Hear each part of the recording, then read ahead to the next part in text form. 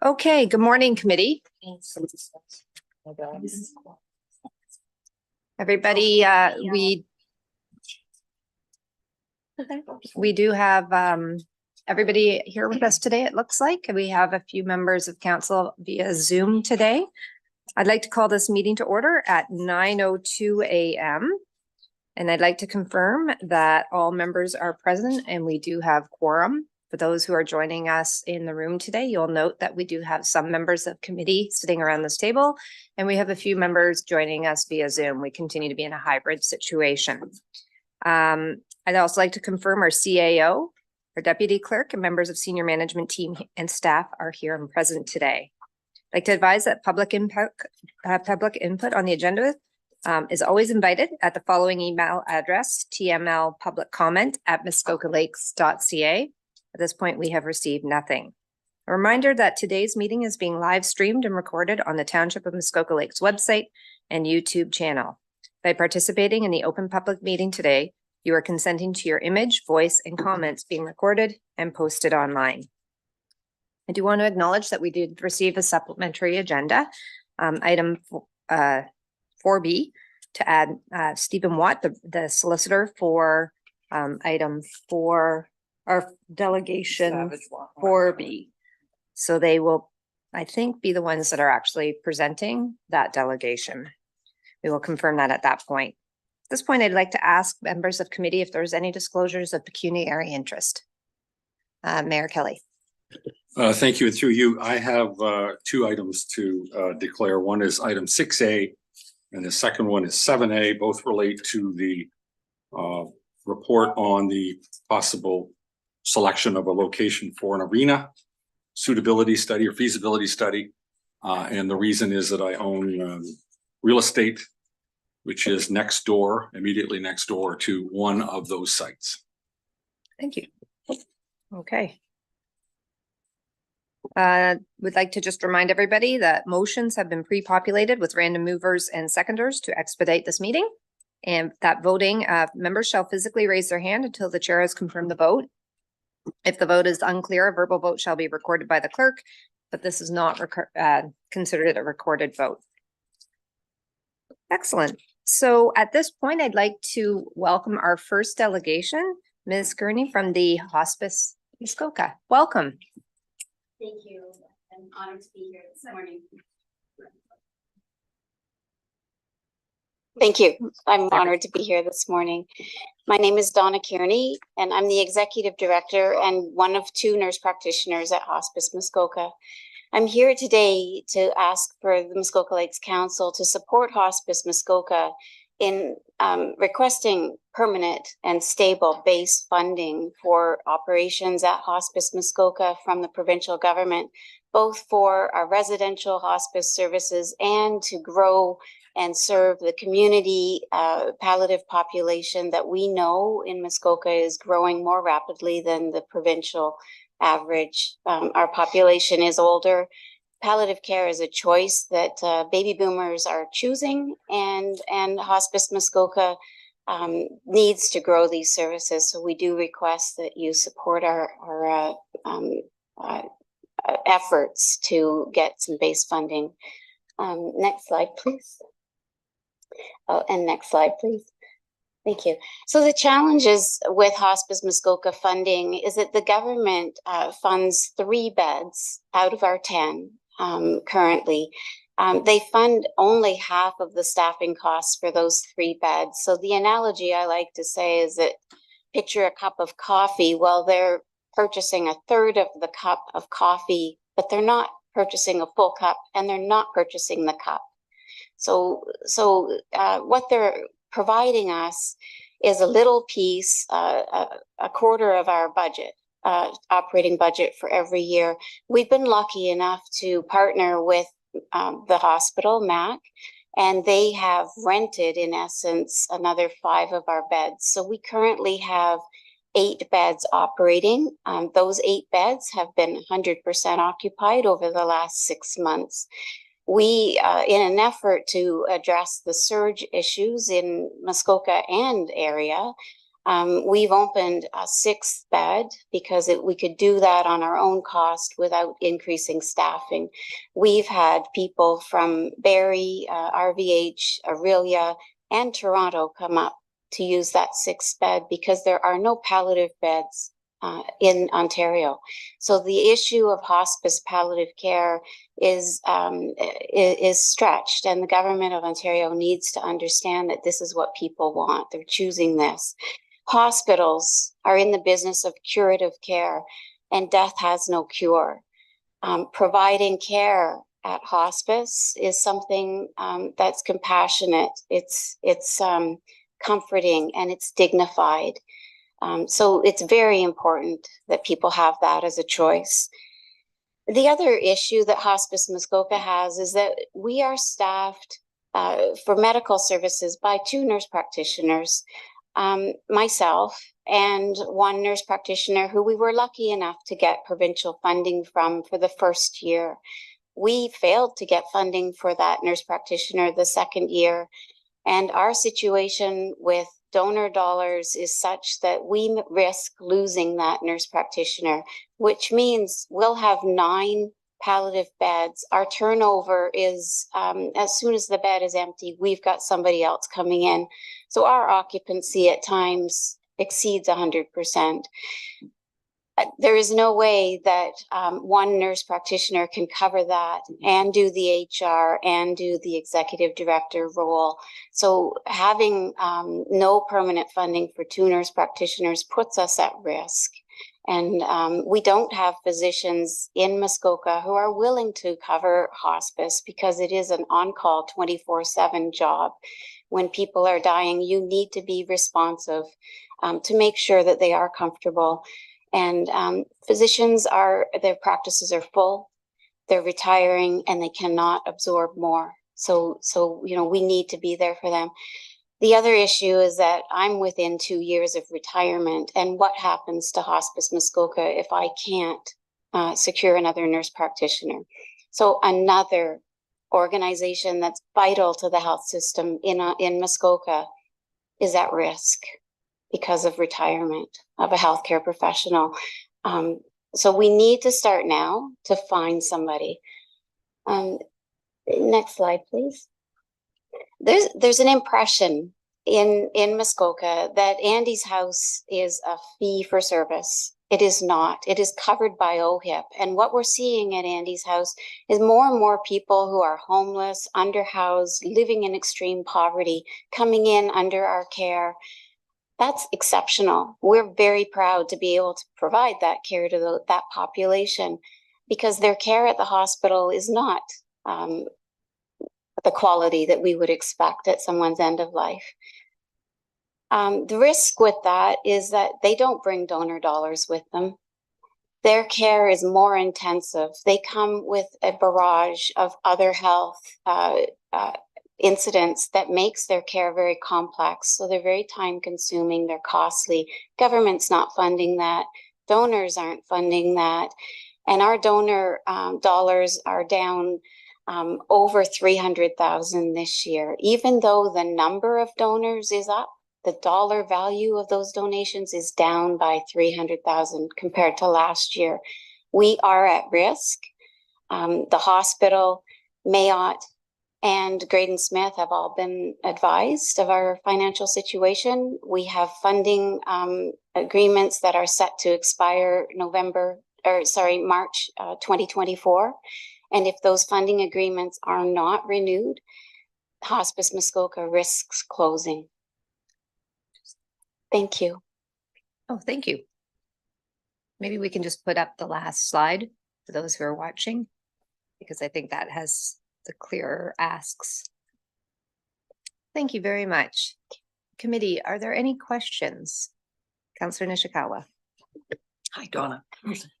Through you to I have lots of questions and concern, and I'm trying to find the right words to.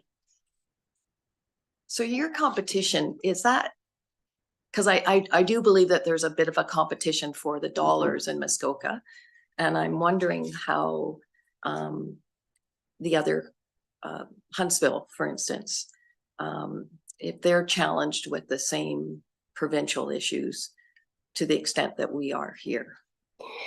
The difference is that Huntsville has been in operation for 15 to 20 years. I'm not sure exactly how long. They have a reserve fund. Andy's house has been open for 3 years. We have no reserve fund. I was more curious about the provincial funding, but the provincial funding at Hospice Huntsville is for all 5 beds, which they have. And otherwise, we have the 3 beds, but the same dollar amount, really the same proportion. thank you. Thank you. Committee, are there any other questions? Councillor Edwards. Yes, thank you very much. I believe, and I didn't see it in this, but your charges per bed are actually saving the hospital money by sending people out here. That's one thing. And how many people have gone through it, say, in the last year and since it's open, and that? And I guess the third question is, if anybody on the committee here hasn't seen hospice, if they could come and see what a facility it is. It's a fantastic, but thank you. Yes, I'm always open to tours. I would love to bring anybody who's interested through. I'm very proud of Hospice Muskoka. Our beds cost 1/3 of the price of a hospital bed. So in the last year and a half, we've put through 167 people from hospital to hospice. And in the 3 years that we've been open, we've served just over 300 people. So very cost effective. Thank you. Committee, are there any other questions? Councillor Ken. Thank you very much. What is your funding request of council? Well, so right now, Hospice Muskoka works on a budget of $2.2 million, meaning that we need to raise 1.2 every year to make that budget. We have 4 people in leadership positions, so we are not a top-heavy organization. And the issue is that to stay competitive, to attract nurses, PSWs, we need to maintain competitive wages. We do not offer pension. We do not offer benefits. We offer quality workplace environment so we can attract staff, but we are not competitive in the marketplace. People choose to work with us, and we're. So in terms Councillor of Ken, dollars, I think that the ask was just for clarity. The ask today is for a supporting letter. And we will be discussing that at the end. It's not a funding Okay, request. that was my question. Yeah. Sorry, I missed that. Thank you. Are there any other questions? Okay, seeing none. As noted, we will be discussing your request later on in today's agenda, and our clerk or deputy clerk will be following up with you and letting you know how that plays out, what the outcome is. Thank you very much. And thanks for all your service to the community. Yeah.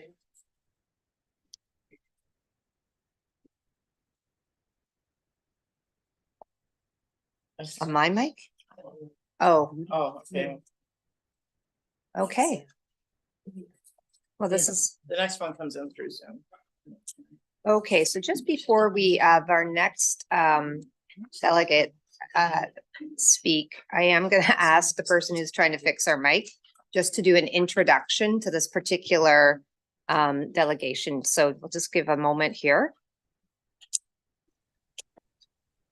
Multitasking, I like this. Thank you, Chriselle. So Chriselle, just before we have the delegates come on, could you just take a minute to walk us through why they're here today? Yeah, for sure. Thank you, Chair Mazan, and good morning, committee. Just before committee hears from the delegate this morning, I would like to give a brief summary on the purpose of their delegation. The property owners of 1210 Dawson Road, they're looking to make applications to purchase an original road allowance that leads to water, to purchase a portion of original Shore Road Allowance lying in front of the original road allowance that leads to water, and to purchase a portion of flooded lands that are lying in front of the owner's property and the original road allowance that leads to water. As stated in Township Policies CLS 08 and 09, staff are unable to accept these three applications as they do not conform to township policies, and as such, staff require authorization from committee in order to accept them. The owners are looking to purchase these lands as there's been a long-standing license agreement associated with this property dating back to 1983 to recognize an encroaching boathouse, dock, and access to the boathouse and dock that are located on the township-owned original Shore Road Allowance and flooded lands, which are located in front of the original road allowance that leads to water. Staff understand that the encroaching boathouse and dock are in need of significant repairs, and the owners would like to rebuild a new boathouse and dock in the same location on township property. Should committee allow the owners to submit these applications, staff would return with a fulsome report. However, staff would not be able to support these applications as they do not conform to the applicable policies, and approval of such applications would be precedent setting. And with that said, I will turn it back to the chair. Thank you. So, is it Mr. Savage who, or is it the legal representation? Mr. Watt. Mr. Watt, are you presenting today?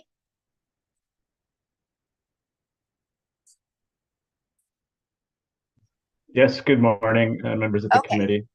Thank Good morning. you. Welcome. A few technical glitches, but I am speaking this morning quickly. I wasn't able to hear all of the presentation prior, but certainly can preface this, members of the committee, by indicating that we met with staff in September, and I'm here acting for the owners of 1210 Dawson Road. As you likely heard, we're simply asking for permission to bring forward an application to council for the purchase of a small portion of an original road allowance. It sits in front of an existing 70-year-old cottage boathouse. After our meeting with staff, I think that we're sort of in a circumstance where people of my age would call it, a bit of a catch-22, in that we've got issues relating to the reconstruction of an existing boathouse and questions relating to township policy. I've got 5 pieces of paper that I sent along in terms of attachments, and I wonder if we could just refer to them in order 1 through 5. That's the first one. So 1210 Dawson Road, you can see the property outlined in red. You've got cottages, as you well know, on either side through there. You've got, if you look to the left of the parcel, which is identified in red, you've got the 70-year-old boathouse, which is sitting on the original road allowance, which is the area to the left in white. And in looking at the second slide, if you will, you can see that what the status, there's a picture of the,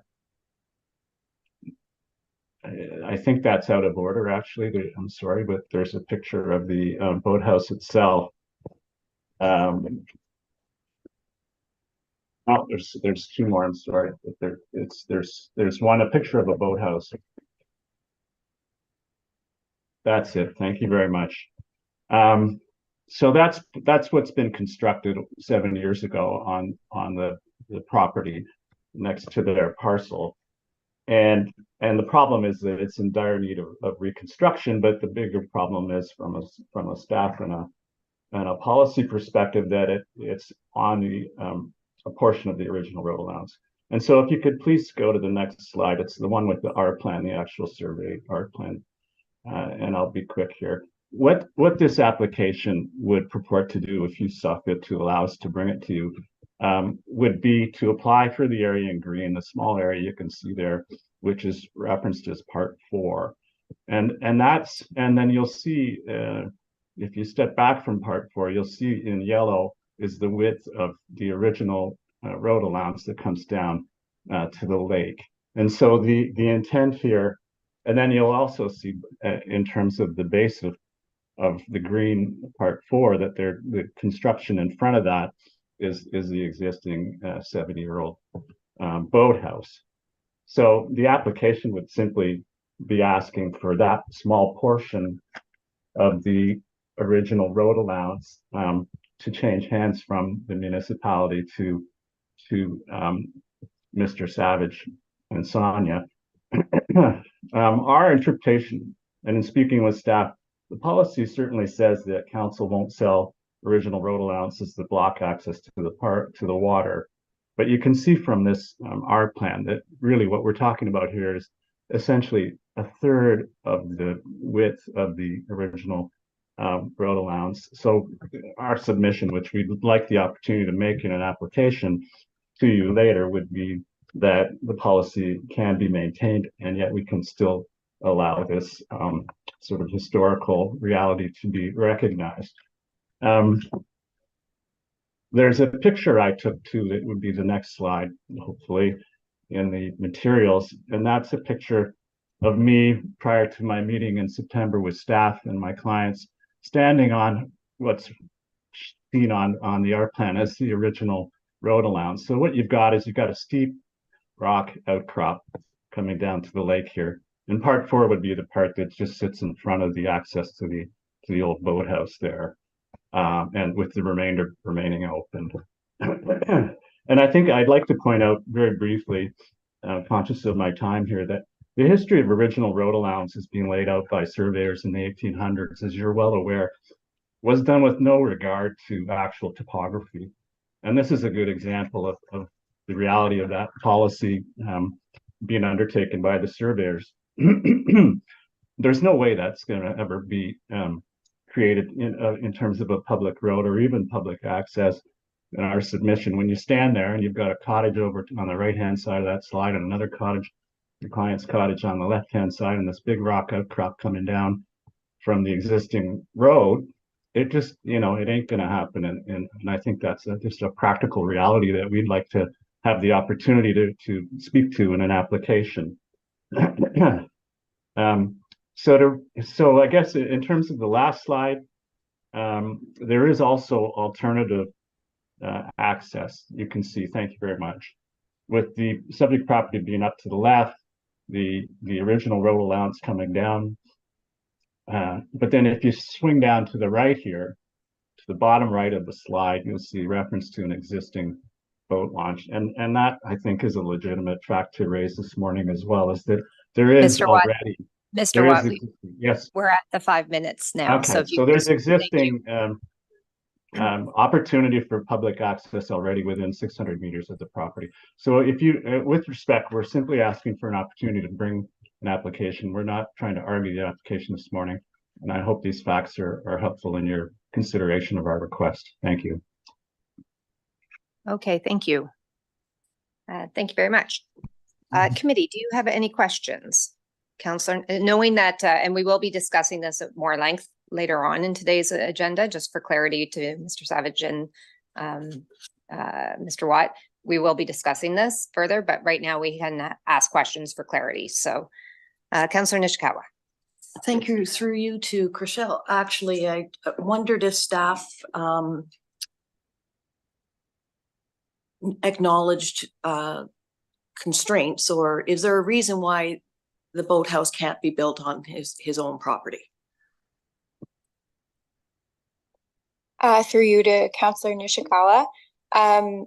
I think there is an opportunity here for the boathouse to be removed from township property and located on the owner's property. Okay, thank you. Councillor Zavitz. Thank you, and through you to Mr. Watt. I'm looking at the photos of the boathouse. The boathouse, sorry, can you hear me? Yes, sir. Yes. Thank you. The roof of the boathouse looks to be a metal roof. Is that, am I seeing that properly? Or is that, because I'm hearing that this is an old boathouse and needs to be replaced. You seldom see a metal roof on something that's going to be removed. The rest of the structure, from what I can see in the pictures, I mean, it doesn't look that bad. I mean, the point is, I like what Councilor Nishikawa, where she's going, the whole notion of moving the boathouse. If it's coming down, why wouldn't we right a few wrongs and move it over? Thank you. Yeah, Okay. through you. Oh, sorry. Thank you, Mr. Watt. Yes, thank you. In terms of moving the boathouse, and again, I appreciate the follow-up question because it's hard to jam things in 5 minutes, but my clients indicated to me, and I've been there and seen it as well, the water is the deepest area of the water, which is shallow, is at the existing location. And when you, even the slide that I had that I took that morning, you can see the difference in the color of the water. And by moving it, you're creating something that's not going to function as a boathouse because there's not enough depth. And so that's quite a legitimate concern from us. And that's one thing we could in fact emphasize in any application if we brought it forward for your consideration. In terms of the roof, I think the major problem here is the crib and the structure. And I'm again advised by Mr. Savage that his wife's, fell through the boards this summer a few times, and they've got elderly people around, and it's problematic. It's not so much the roof, but it's the deterioration of the actual crib and facilities related to that. Okay, thank you. Councillor Nishikawa? Sorry, thank you. Unfortunately, I think I'm going to ask if this could go through to Derek, only because it's a planning consideration. I'm curious about, I can't remember the rules about 3 Mile. So many of our smaller lakes don't have boathouses any longer. We don't allow boathouses, and I'm just not familiar with this situation and the ability to rebuild in different locations. Yeah, Madam Chair, through you, my apologies to committee. I'm not as familiar with those planning rules, so I may call upon Mr. Pink or Mr. Sharp, who may be watching the meeting, to respond to that, if that's okay. Okay, thank you. I see Director Pink. Good morning, committee. Through you, the chair. 2-story boathouses are no longer permitted on 3 Mile Lake as of 2005. However, single-story boathouses are permitted provided the property has over 100 feet of frontage. I think in response to the earlier questions, I think I did look at this property with the clerk's department. I believe the boathouse can be constructed in front of the subject property and in compliance with the zoning bylaw. However, I have not visited the property. I can't speak to the water depths or those other constraints that may exist. But I think purely from a zoning exercise, it would be permitted. Okay, thank you. And perhaps I could just ask one last time from staff as we discuss this further in the agenda. The reason this is here, we're not really discussing any application in front of us other than a request, right, to change the policy. I just want to make sure we're clear. That's correct. So the applicants are here today to look for permission from committee in order to submit these applications. As the policies are written right now, because of this situation, staff are unable to support any applications because they don't conform to the policy.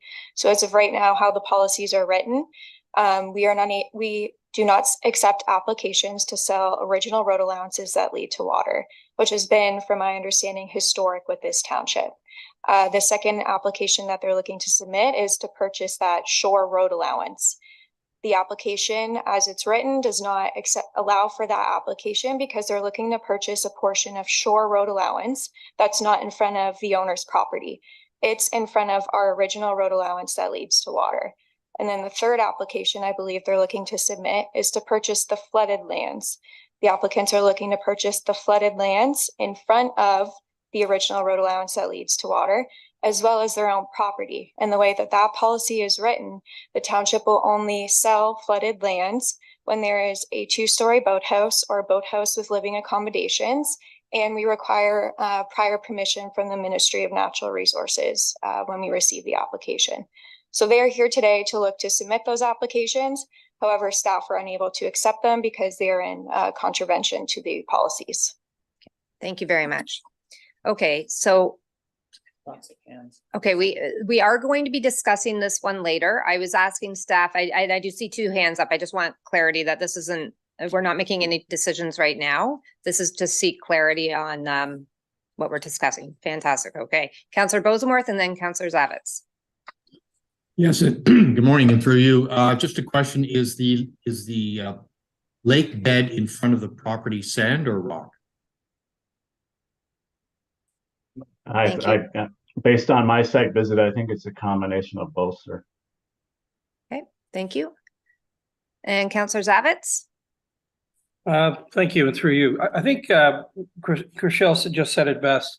You know, there's a number of reasons why we don't do what we're being asked to do until we have a fulsome discussion on it, change the policy. I won't be able to support this. Point being, you know, we for years have refused, turned Is down. this a How would you want question? to put it? Well, yeah, Counselor, so I guess the staff, is it a yeah. question? So, Okay. yes, it is. So of course, so to staff, I suppose I would say, my question would be, can they give their recommendation as to what we should do? I mean, in terms of usually in a staff report, they'll come forward.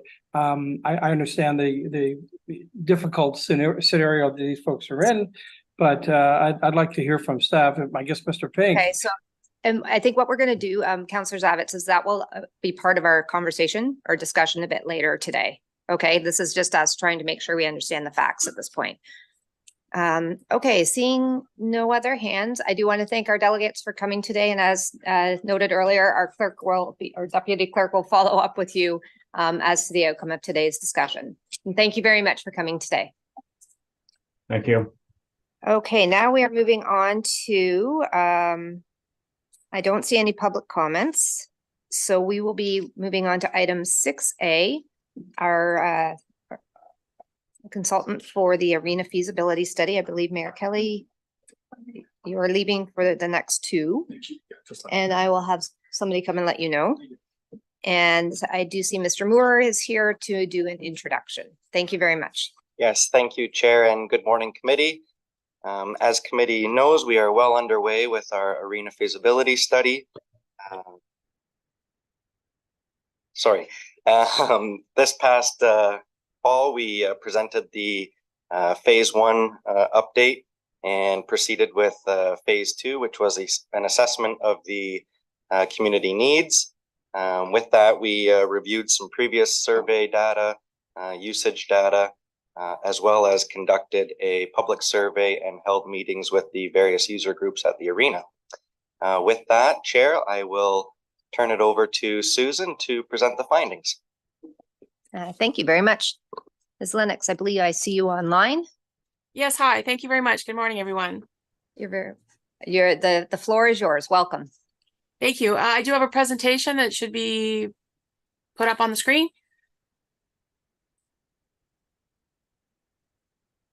We see it now. Okay, great. Thank you. Next slide.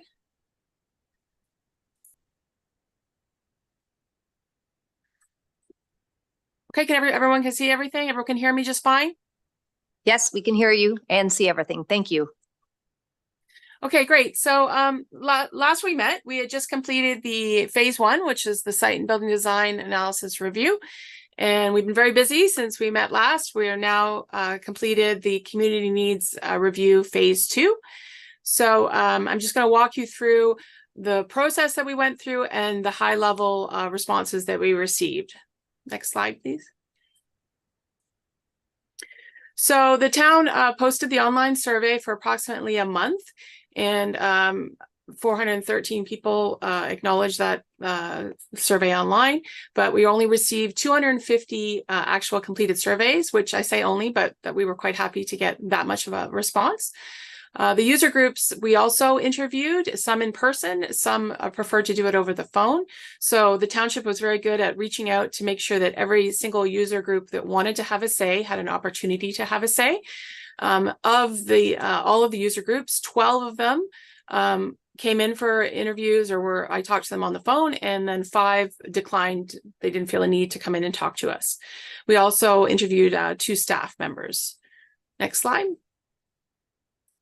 So the survey consists of 13 questions. I don't know if any council have gone in and done the survey, but there are 10 of the questions are generated by the computer in terms of the responses that people gave, and 3 of them were more written responses, which I have sifted through and prepared responses through. So I'm just going to quickly go through the high level answers, and if anybody has any questions, you're welcome to interrupt me.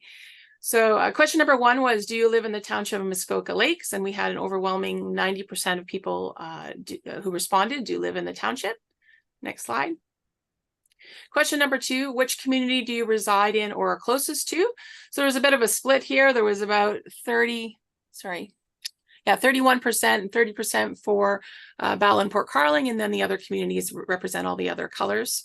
So that was a good mix of everybody in the township to comment on the survey. Next slide. Question number 3, what is your residency type in the Muskoka Lakes? So 71% were permanent residents and the remaining were seasonal. Next slide. Question number 4, which arena is your primary arena?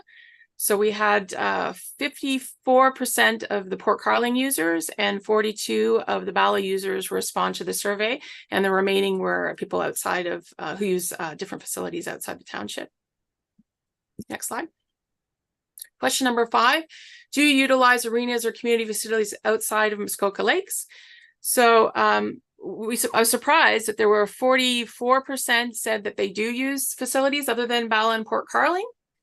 And their main reason was just the availability of, for example, ice time or pickleball time in the facility, or that the programs just aren't available in Bala or Port Carling. Okay, next slide. Question number 6, we sort of put out there as sort of a general question just to see what they feel in general about their primary. These are all based on their primary facilities.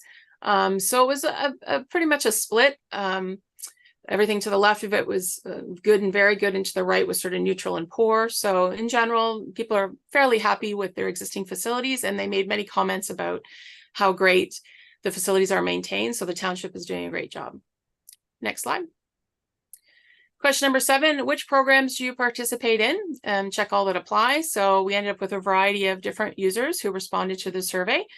The top users, the most people in each category were, if you look in the little circle on the right, in order of the most users, number 1 was for public skating. Number 2 was for pickleball. Number 3 was for community events. Number 4, hockey. And number 5, figure skating. Next slide. Question number 8, is summer ice a priority for you? So there was an overwhelming, can't see because the thing's on front, the percentage. 81% said it's not a priority for you. And just to clarify, a lot of the people who responded on the survey were pickleball users. And so they prefer to have the ice out so they can use the facilities in the summer. But there are also a lot of people who said, you know, we have other things in the summer, so summer ice doesn't seem to be a big priority for the township. Next question. Question number 9 says, please rate the following about your primary arena. So again, we asked them to, based on whatever arena they're using, whether it's Bala or Port Carling, to let us know in these 4 categories how you feel about the facility. The first one was the location. So it was pretty dominantly, people felt it was great locations. They love having their arena right in their town in a walkable distance. The next question was about the amenities in the facilities. And that was kind of a split, more there isn't a lot of amenities because there's really just the arena. There's no additional program rooms or anything. Oh, can you go back to the next slide, the previous slide?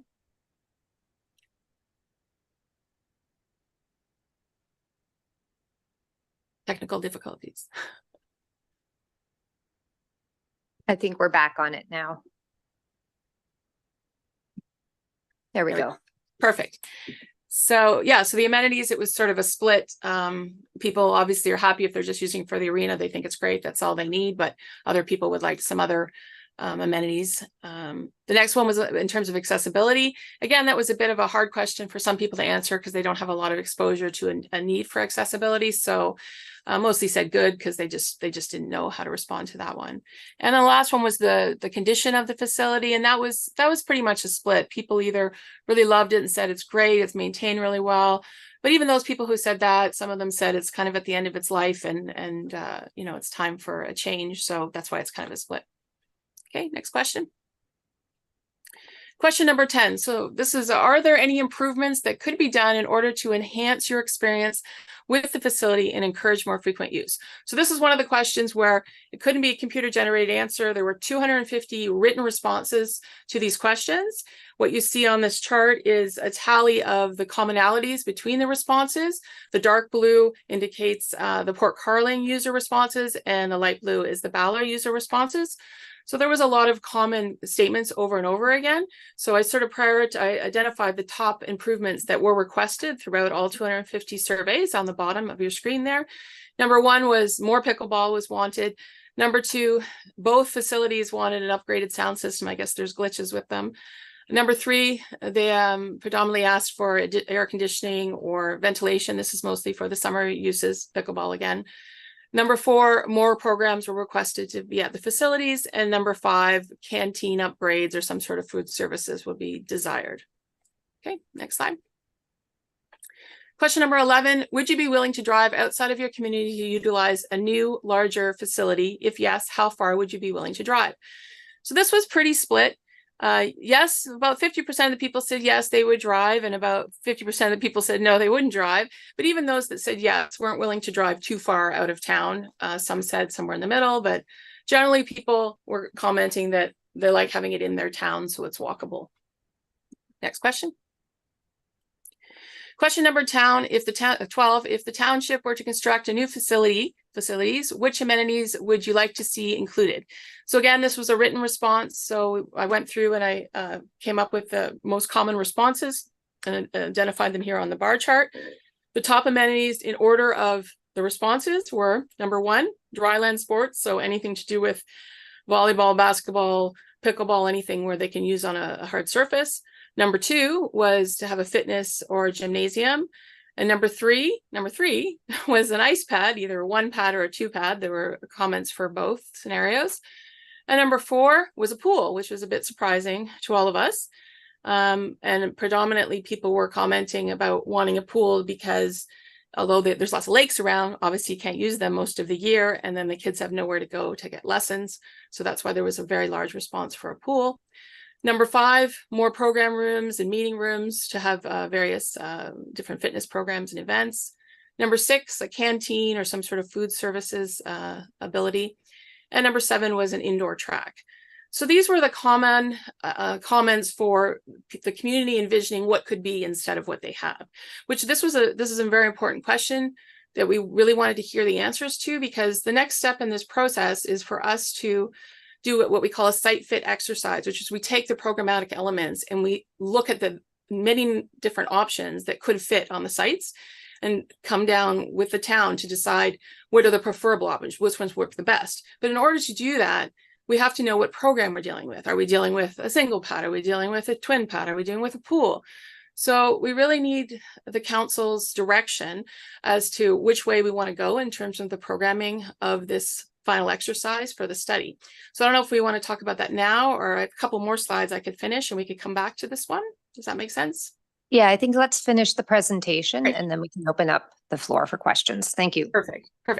Okay, next slide. So question 13, again, this was a written response. Please provide any additional comments that may assist the township with prioritizing the future of the arena facilities. So this one, people were very loud and clear about a couple of comments, and these are the ones that they really wanted the council to consider as we move forward. So the top five, and the little bubble there, are that a lot of people really felt the arena needs to be in each town. And if you look at the top bar chart, you can see both Port Carling and Bala felt strongly about that. Number two, a lot of people feel we should keep the existing facilities. There's nothing wrong with them. Why are we, considering doing anything else? Number three, a lot of people felt there should be a new facility, that they've reached the end of their life expectancy and we need a new facility. Number four was more outdoor program spaces, trails and fields and that kind of thing they would really like to see in the township. And finally, a lot of people stressed that they really want it to be a multi-use facility. It's not just about hockey. There are lots of other activities the community wants to engage in. And so they'd like to see that happen in whatever we do going forward. Okay, next slide.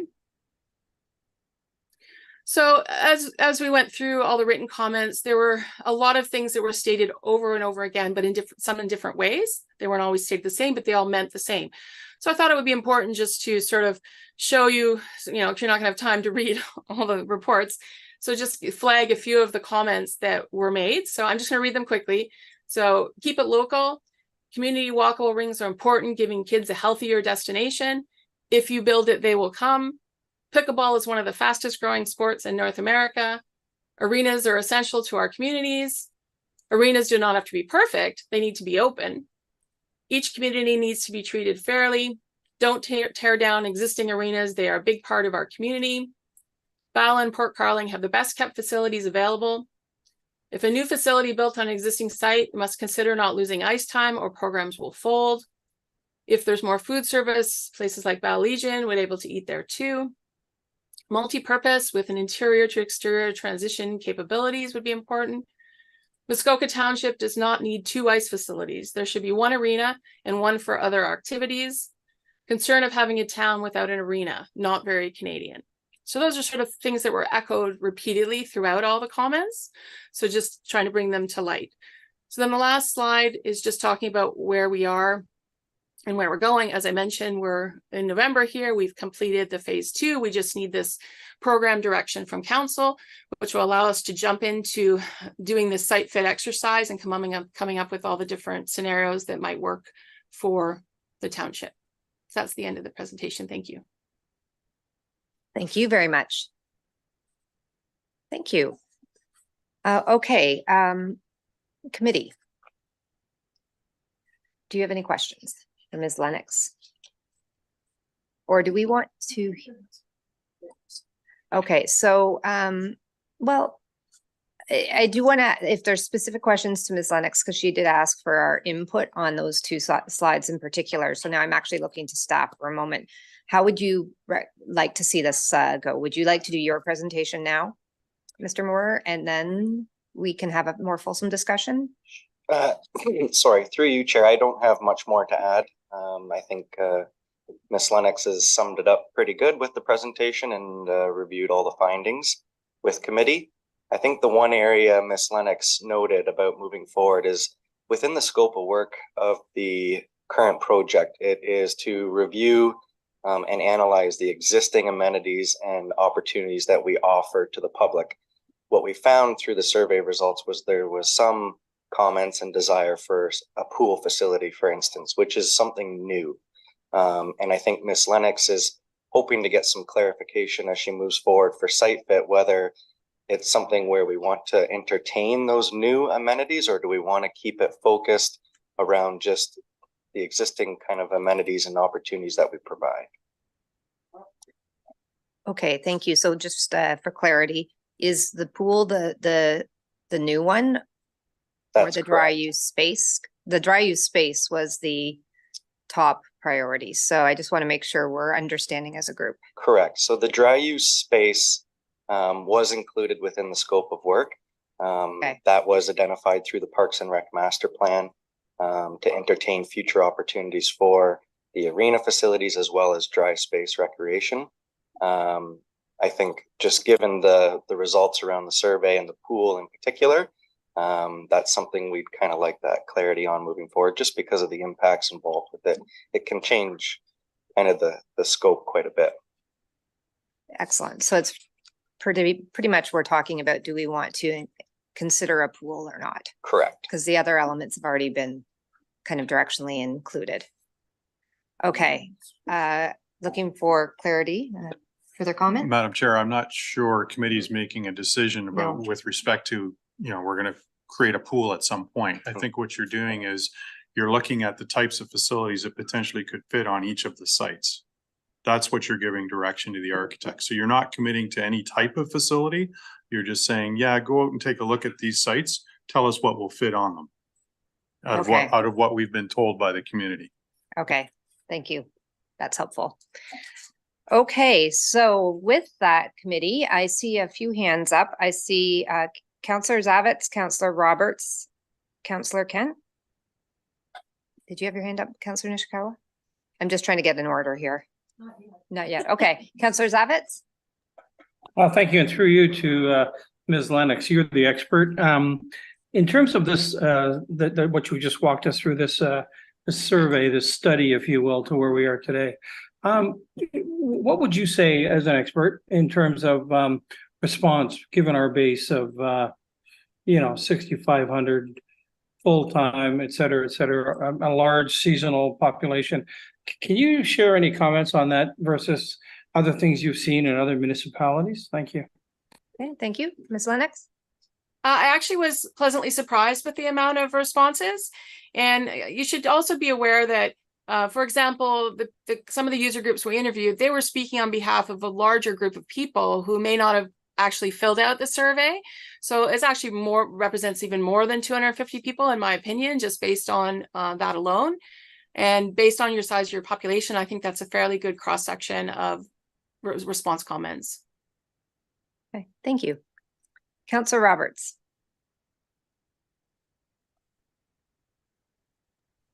Thank you, Madam Chair, and through to you to Mr. Moore. Mr. Moore, last year, 2 years ago, we had the a working committee formed of leaders in the community, very significant leaders in the community, to work on the recreation parks master plan. Would you remind like in this one, in this particular survey, we did get a response from, I'm trying to remember, 248 people. And I think I also heard or read that this was significant percentage of that group were pickleballers.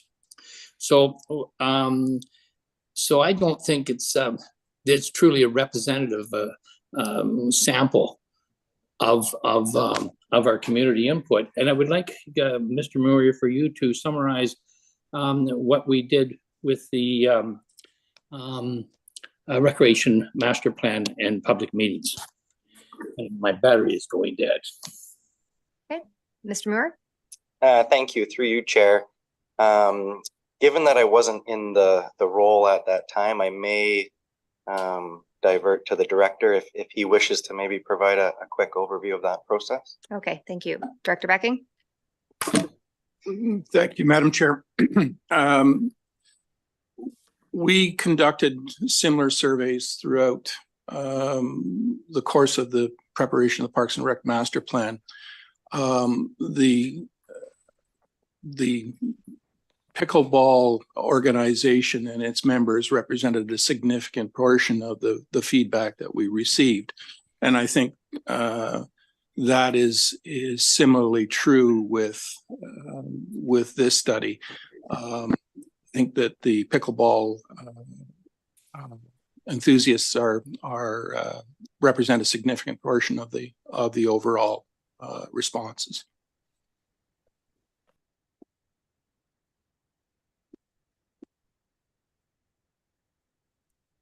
Just to follow up to Director Becking, if there were 250 or whatever the number was, if you pulled out the pickleball, what do we have left? 100? Can you give me the numbers roughly? Or maybe Ms. Lennox knows the answer. I would want to defer to Ms. Lennox in terms of the current survey, because I don't have those numbers at my fingertips. But I know that in the Parks and Rec Master Plan, they represented, I'm going from memory, but it's well over 30–40% of the total number of responses that were received. The sample size, as I recall, was 300 odd.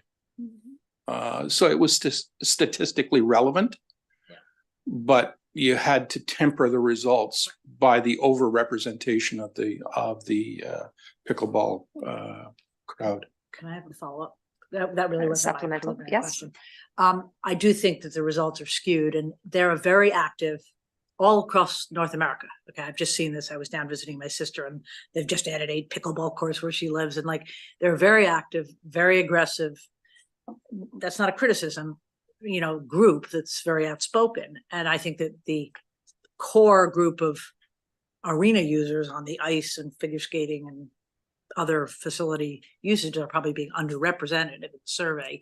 And I wouldn't want to draw too many conclusions. I read the material and I felt I was surprised by the comments. And maybe that's because I haven't been involved in the arena work through the last council, but I was surprised about how happy people were, the number of people that were actually happy with what they had and said it wouldn't be such a bad idea to just renovate.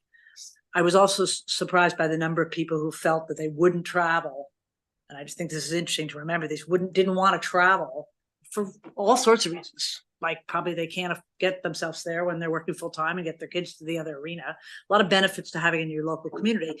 I think we really need to step back and think about what these results mean, because they, I think, go a different direction than what the way I think that this council was going from prior councils, which was, I always thought we were driving towards building a new arena.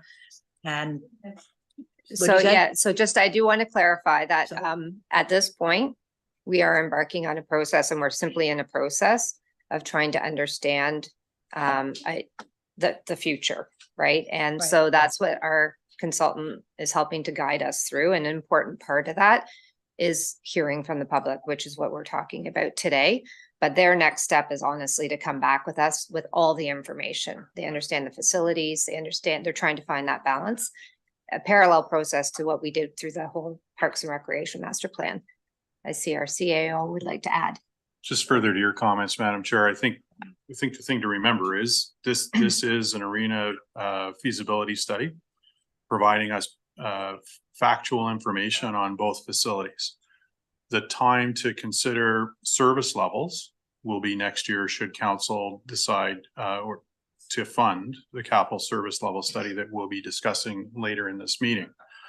And at that time, we need to be considering roads, fire, as well as recreation, because we can't be considering any one of those components in isolation of the others. No, I get that.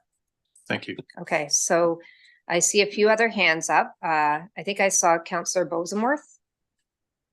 Thank you, Chair. One of my questions already been answered, which was what was percentage of responses were from in the pickleball community. The other question I had was the split between Bala and Port Carling, and I know the responses had a certain percentage. I was just wondering, in general, how does the respondents match the actual spread of the population in the township? Okay, thank you. Mr. Moore? That's a great question. I'm not sure we actually have the specific populations of each individual town. When we get the census data, it's as the township of a whole.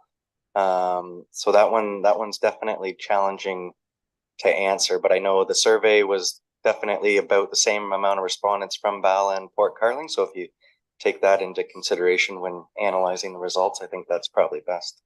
Okay, thank you. Ms. Lennox, I see your hand is up, so I suspect you want to add to some comments that have been made. Yes, thank you.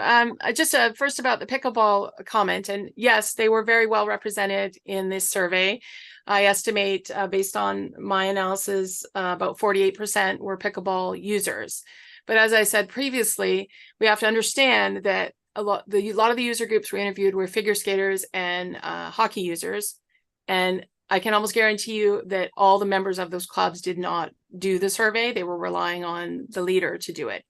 So it's hard, because then those answers don't get multiplied by the number of people. So it's difficult. The survey is difficult to analyze in that way. But the big picture that I'm struggling with is I want to make sure I make the most use of the town's design time, and I look at the alternatives. We're just looking at alternatives, right, to see what can fit. And pool was never brought up. Pickleball is not an issue, because you can have pickleball in an arena when the ice is out, and we're shown in the study that people aren't using the ice. They don't want to use the ice in the summer generally, so we have the ability to do that. So to me, it's more about what are all the amenities you want us to consider as we do this footprint. It doesn't mean you're in the end going to be able to go ahead with them, because there's cost associated with all of those amenities. But I feel like we need to listen to the community and look at what could fit, and then decide where you're going from there, right? Okay, thank you. That was a nice summary. Thank you. I see Councillor Roberts and then Councillor Burry. Thank you, Madam Chair. I just want to clarify what we've been asked to provide.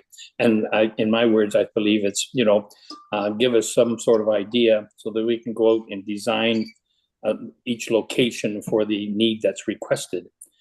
And I guess my first comment would be, or first question would be to the chair. Are we in comment position, or are we still asking questions? Well, it's a bit of the two at this point, because there isn't a resolution to be read. Okay. my Thank understanding, you. right? So my comment would be, given the responses and that, I think it's more of and building on what the CAO had started off, it's more is going to be a financial decision for us. So I'm thinking that possibly if we're going to do, and we're going to be very difficult today, but we sort of got to have a ballpark figure of money, in my opinion, to say if we were going to allocate X millions of dollars to this, what design could you put and what amenities could you include in that bill? And that's my comment. And open for your opinions. Thank you. Okay, thank you. I think our CAO would like to clarify. Madam Chair, I think at this point, I don't think you need to be thinking about the quantum of money. I think it's a matter of what could fit on these sites. And it's a matter of, dry space, arena, pool. Can that fit on one site? Can it fit on the other site? That's all you're asking the architect to do today. The size, the fit and finish, etc., that will be considered through the level of service study. Okay, thank you. I see a lot of hands up, and I wanted, Councillor Burry has been patiently waiting over here, but I also noted that we have a staff hand member. Did you want to add, Director Becking? No, You're waiting? I'll Okay. wait for. Thank you. Councillor Burry. So thank you, and through you, a question. At what point do we start to look at the decision tree that comes out of the survey? There's an awful lot of contradictory answers. If this, then this. I mean, it's nice to have a survey, but a survey that doesn't draw, if you decide to do this piece, you can't do this piece. And I think that there's a lot of the stuff in the survey has just not taken the next step to give our council the ability to make some decisions around what is feasible and what is not feasible.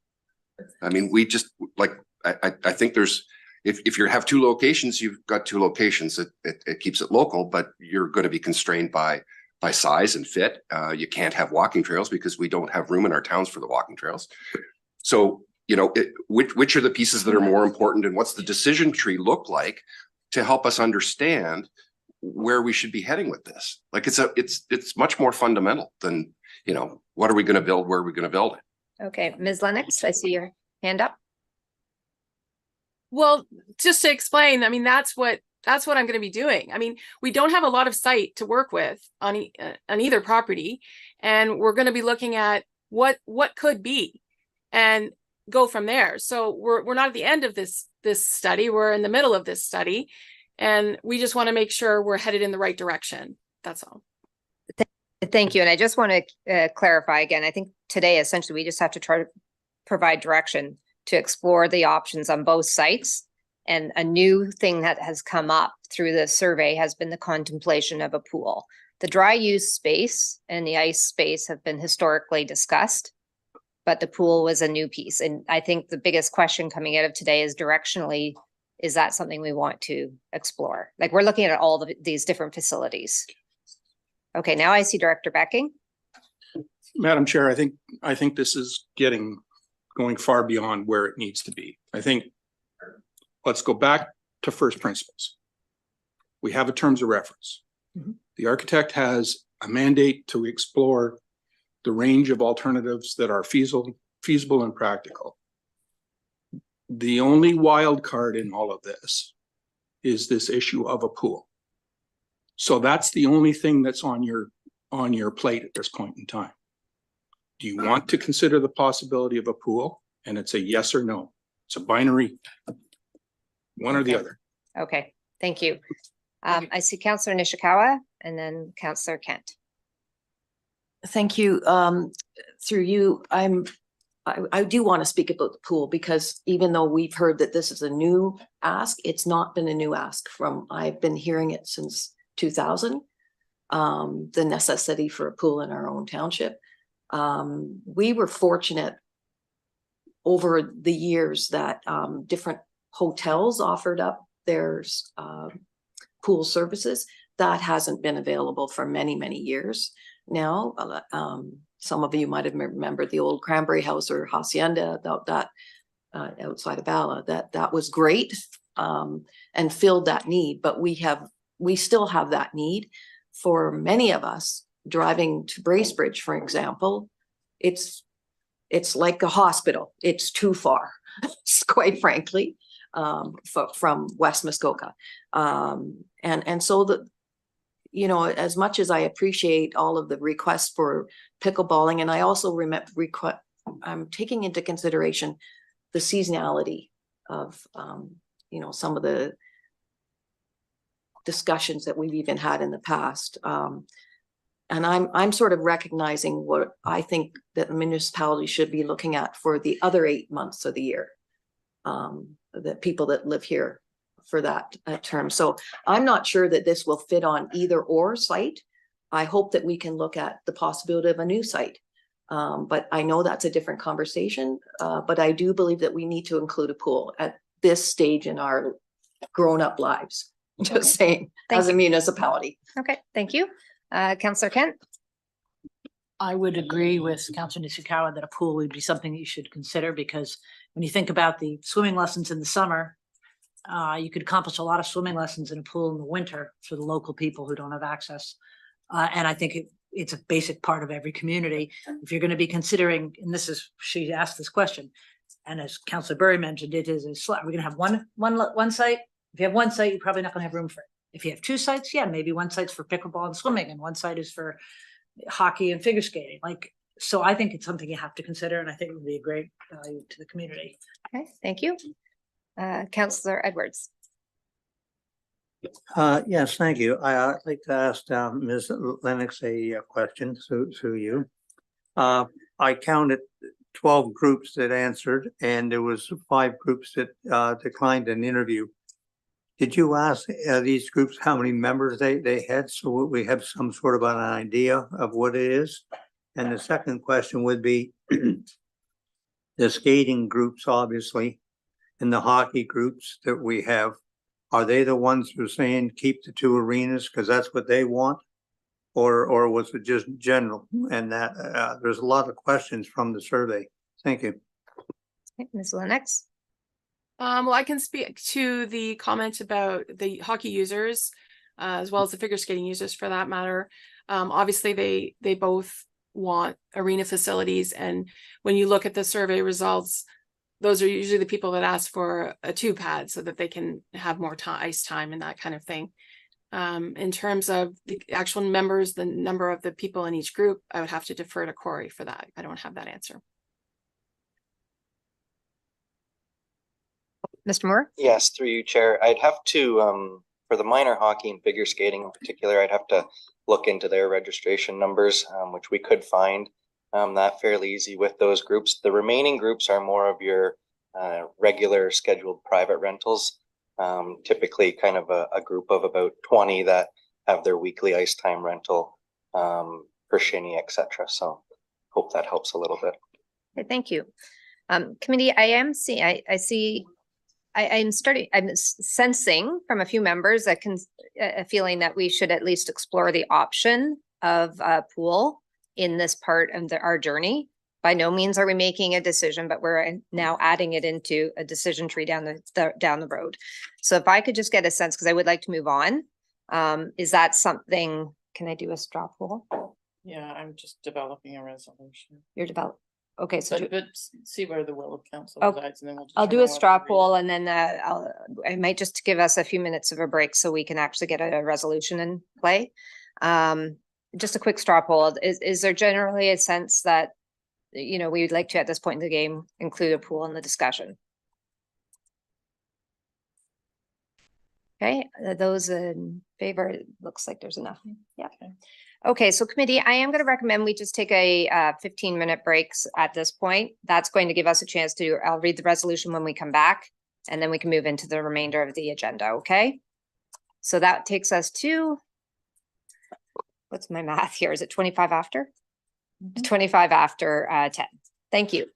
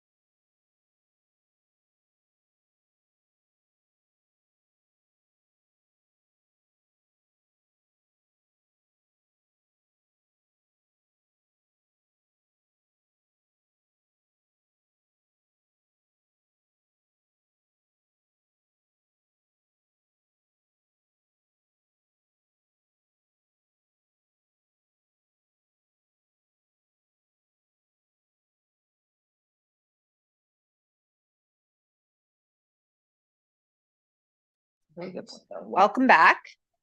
I see our committee members are online. Ms. Lennox is online. Thank you. And we have our staff here. I believe our CAO will be joining us shortly. So I am going to read the resolution that has been drafted by staff, and then we can have a further conversation if required. Moved by Councillor Edwards, seconded by Councillor Nishikawa. Be it resolved that committee direct that the possibility of inclusion of a pool in its site fit examinations be as part of the arena feasibility study. Okay, a question, comment? Is this the time, and I'm sorry, I'm not sure who, I'm just gonna ask you. Yes. Thank you. Is this the time that, like, in this resolution, are we excluding any other possibilities, any other site locations? Okay, thank you. Director Becking? The short answer to the question is no. The mandate that was given to the study team includes the possibility of a new site. Okay, thank you. Okay, I've read the resolution. I'm gonna call the question. All those in favor? Thank you. All those opposed? Okay, thank you. That does carry.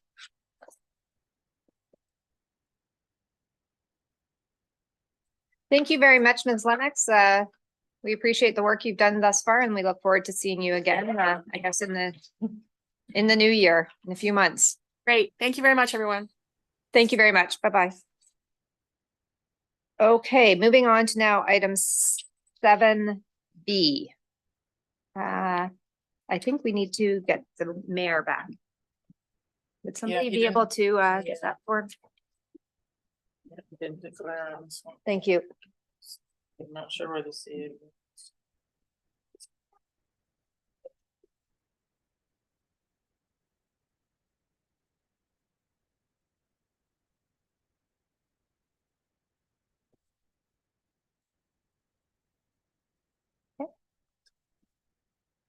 Thank you. Thank you. Welcome back.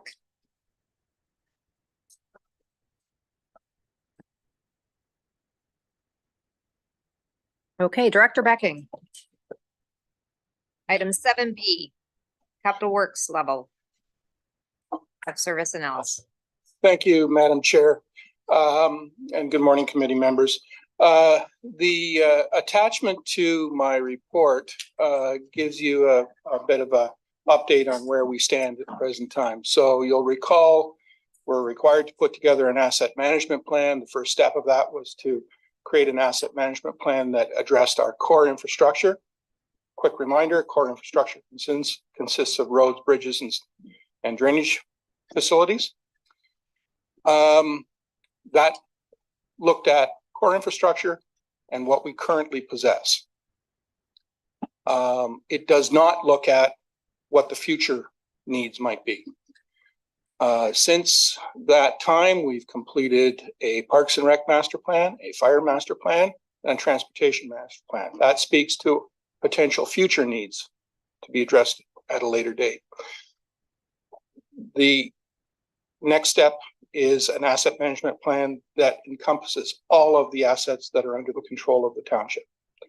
That is currently in the final stages of being completed and should be on your desks next month. The step after that is to consider levels of service. And to that end, staff are recommending that a level of service study be completed. The intent of this level of service study, if I can refer you to the first page of the draft terms of reference that I've prepared, is to identify the quantity, quality, reliability, responsiveness, environmental acceptability, and cost for each service that is being provided by the township.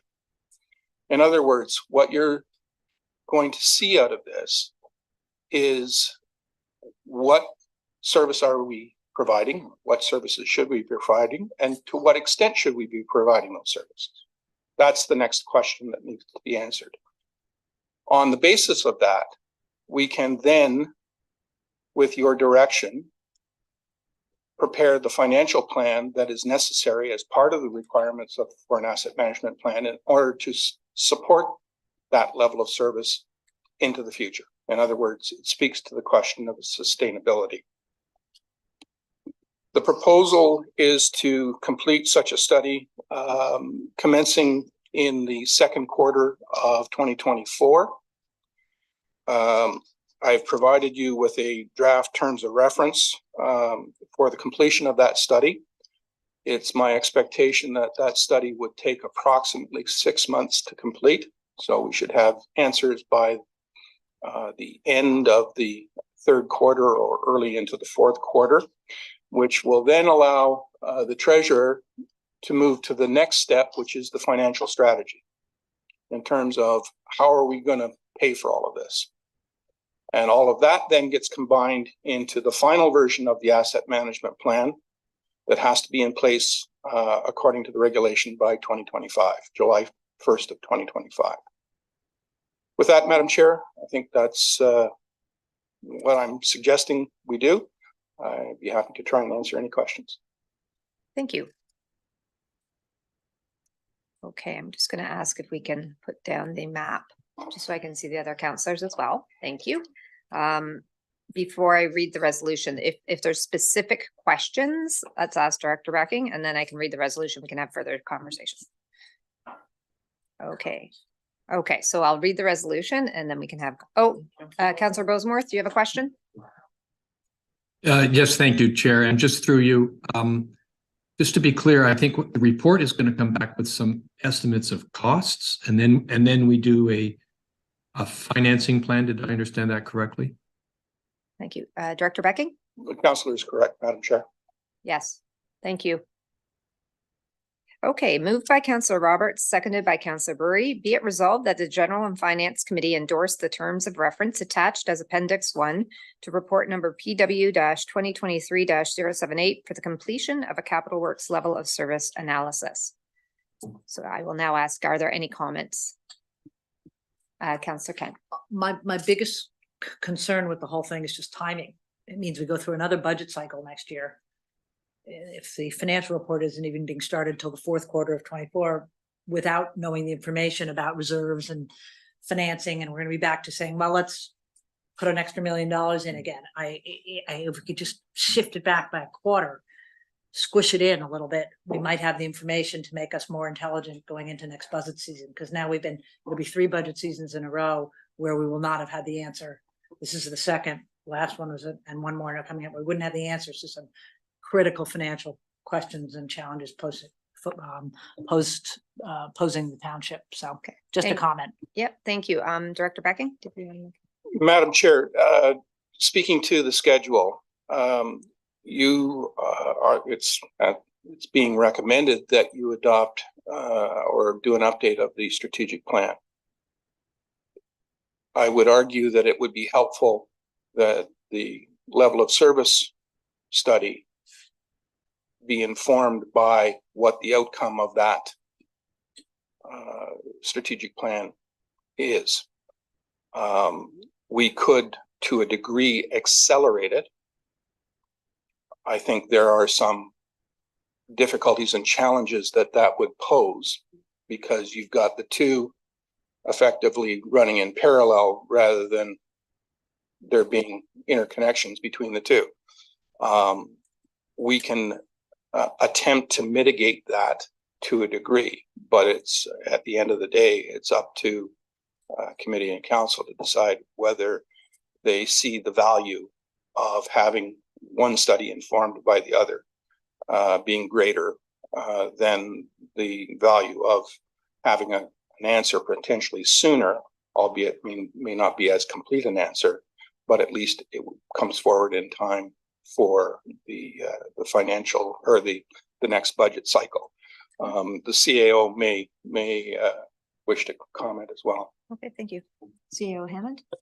Thanks, Madam Chair. So the other two things that we have in play are the arena feasibility study and the fire station location study. So I think I saw something on the slide of wrapping up the arena feasibility study in March. So I don't want to presuppose any outcomes with respect to reports further on in the agenda, but Mr. Becking does make a good point. I think we, you know, should committee and council wish to update the strategic plan, we can initiate that process fairly early on after the approval of the budget, and then sort of give a little bit of a time lag there to get us going, and then start this study, hopefully as soon as we get product from the two outstanding studies.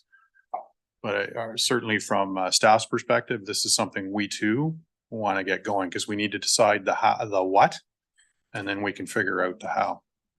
Thank you. Supplemental question? Yeah, for Director Hanna. My issue is not so much with the over and beyond arena feasibility. It's really on the core assets and what we have to do to make sure the reserve base is big enough. So I actually think you can separate those two. You first got to look at what's the bare minimum you got to do. And then there's the wanna haves that are great on top of it. So I'm not sure that it can't be two separate processes, just to. Okay, thank you, Director Becking, and then. If I'm understanding what the counselor is looking for, I think I may not be able to give you as precise an answer as perhaps you want, but certainly the next version of the asset management plan will certainly give you the extent of the problem, and then you can then start talking about solutions, at least in an interim way, pending the development of a complete plan. Okay, thank you. CAO Hammond, did you want to? So just following on Mr. Becking's comments, I think it's important for a committee to understand too, that will give you the extent of the issues with what we own now. Right? So those numbers will apply to what we own. Your decision-making process as to service levels may change that somewhat. So that's the important distinction to be aware of. Thank you. Yeah, we're talking about a difference in amounts versus order of magnitude. Thank you. Councillor Nishikawa. Thank you. I'm just in response to through you, Sally's. I don't see this study or this. It's a long-term thing. Well, we're building a 10-year or 20-year base or from this. In my experience, we actually haven't done a service level study in many, many, many years. I don't want to rush this at all. It's not about next year's budget for me at all. It's a bigger picture. We already have studies in place to back up our needs for our budgets. So, and again, that service level is going to change things considerably. So I don't want to rush things through in this particular case. And we do have a 4-year term. So I just want to make sure that we're not trying to cram everything into, essentially the first year of where we're actually getting down to things. Okay, thank you. Mayor Kelley. Thank you, and through you.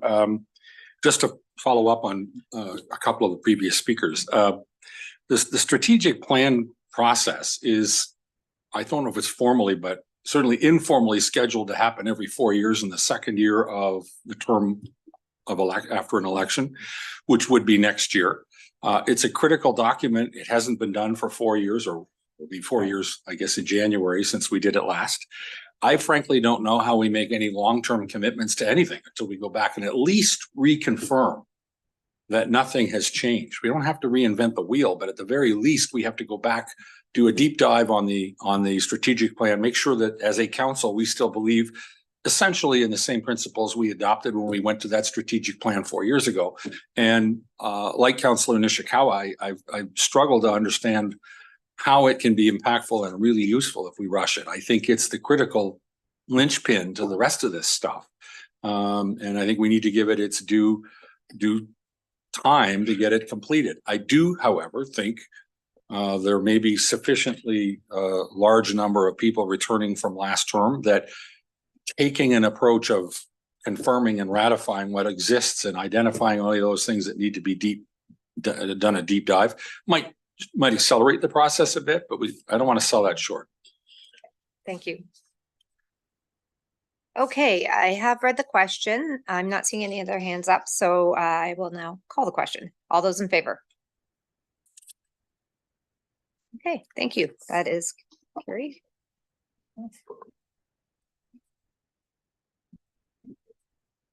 Okay, Mr. Moore, item 7C. It's the park. Yes, thank you, Chair. Today's report regarding the Jasmine Park Playground. Committee will recall staff was directed in the summer to receive some community input on the designs of the playground. We did that this fall with a survey, and a highlight of the results are in the report. Overall, I think the feedback we received from the survey was really positive. I think to sum it up, the community is really looking forward to this playground. They liked the designs, and a lot of people are excited to see it come to fruition and get playing on it, which was nice to see and hear through the survey. Of course, there was some recommendations and comments for improvements, which is exactly why we went through the process. With that, I think the two main things we heard was some additional shade opportunities, as well as some climbing features. So what staff did is we had prepared a list, Appendix 1 in the report, working with the playground company as to what some of those design revisions could be. You'll see one of the larger ones being the raised elevation. That came up quite a bit through the survey, and I think we're all aware of that area in particular with water levels, the shade structure, some climbing features. Staff also took the opportunity to create some more, I guess, themed or custom themed items within the playground that relate to ballet in particular. So when we think about cranberries or music with the history of the key, the waterfalls, we took the opportunity to try to incorporate some of those themes in the playground, and you'll see those in that list as well. Additionally, there's Appendix 2, which are some further options for consideration. Again, those are based off some of the feedback we heard, but either didn't fit within the scope of work that we initially created or had some pretty substantial price increases associated with them too, if we look towards the potential of a rubber ground cover, for example. So with that, staff's available for questions. Thank you. Okay, committee. Councillor Nishikawa. Thank you through you. First of all, I have to thank Corey and Director Becking for doing this survey. I'm one that feels that the community should be involved when we're purchasing, and I'm glad that there was a good response because I hear it, and so therefore I want them to be able to participate. I'm curious though about that whole rubber mat thing because I'm a little bit challenged. I understand when many playgrounds where there's more of a hardscape, more of a parking lot kind of situation, but that's not Jasmine, and I also understand our flooding, and that's not going to change, I don't believe. But so I'm just curious. I don't even know how you maintain that sort of thing, and it has to be taken out every year. Like it would be hard for me to understand how the water and all of the soil things would deal with that. Sorry. Thank you, Mr. Moore. Through you, Chair, the rubber ground cover would actually remain in place year round. I think some would actually point that it may actually be easier to maintain, but it does come with that bigger price tag for sure.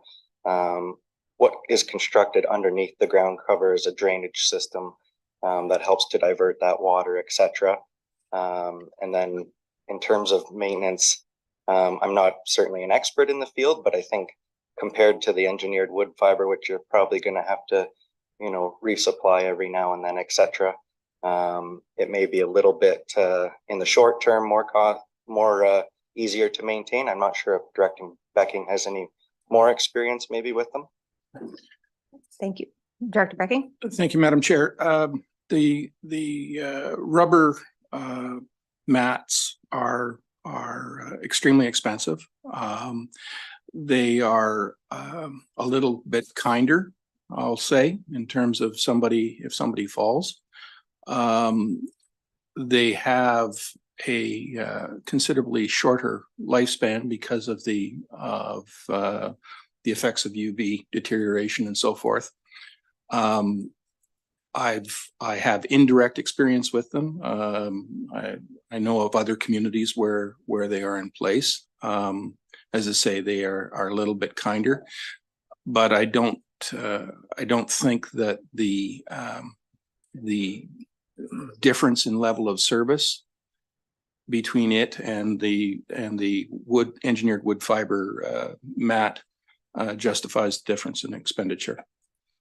So hence the reason why it's not being recommended to you.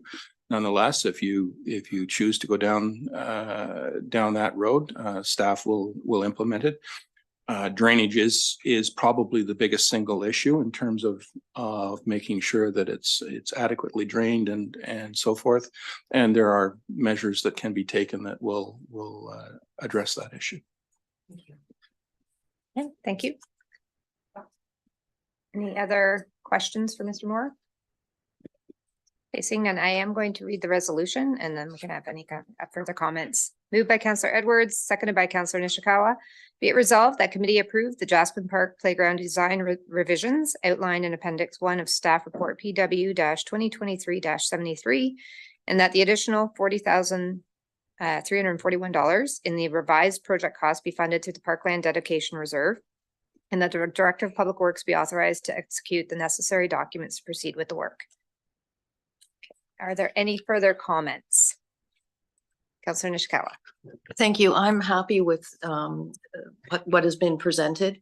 And thank you for the conversation about the mats because I'm so aware of the flooding that has happened on the whole site, even when it's not a flood year.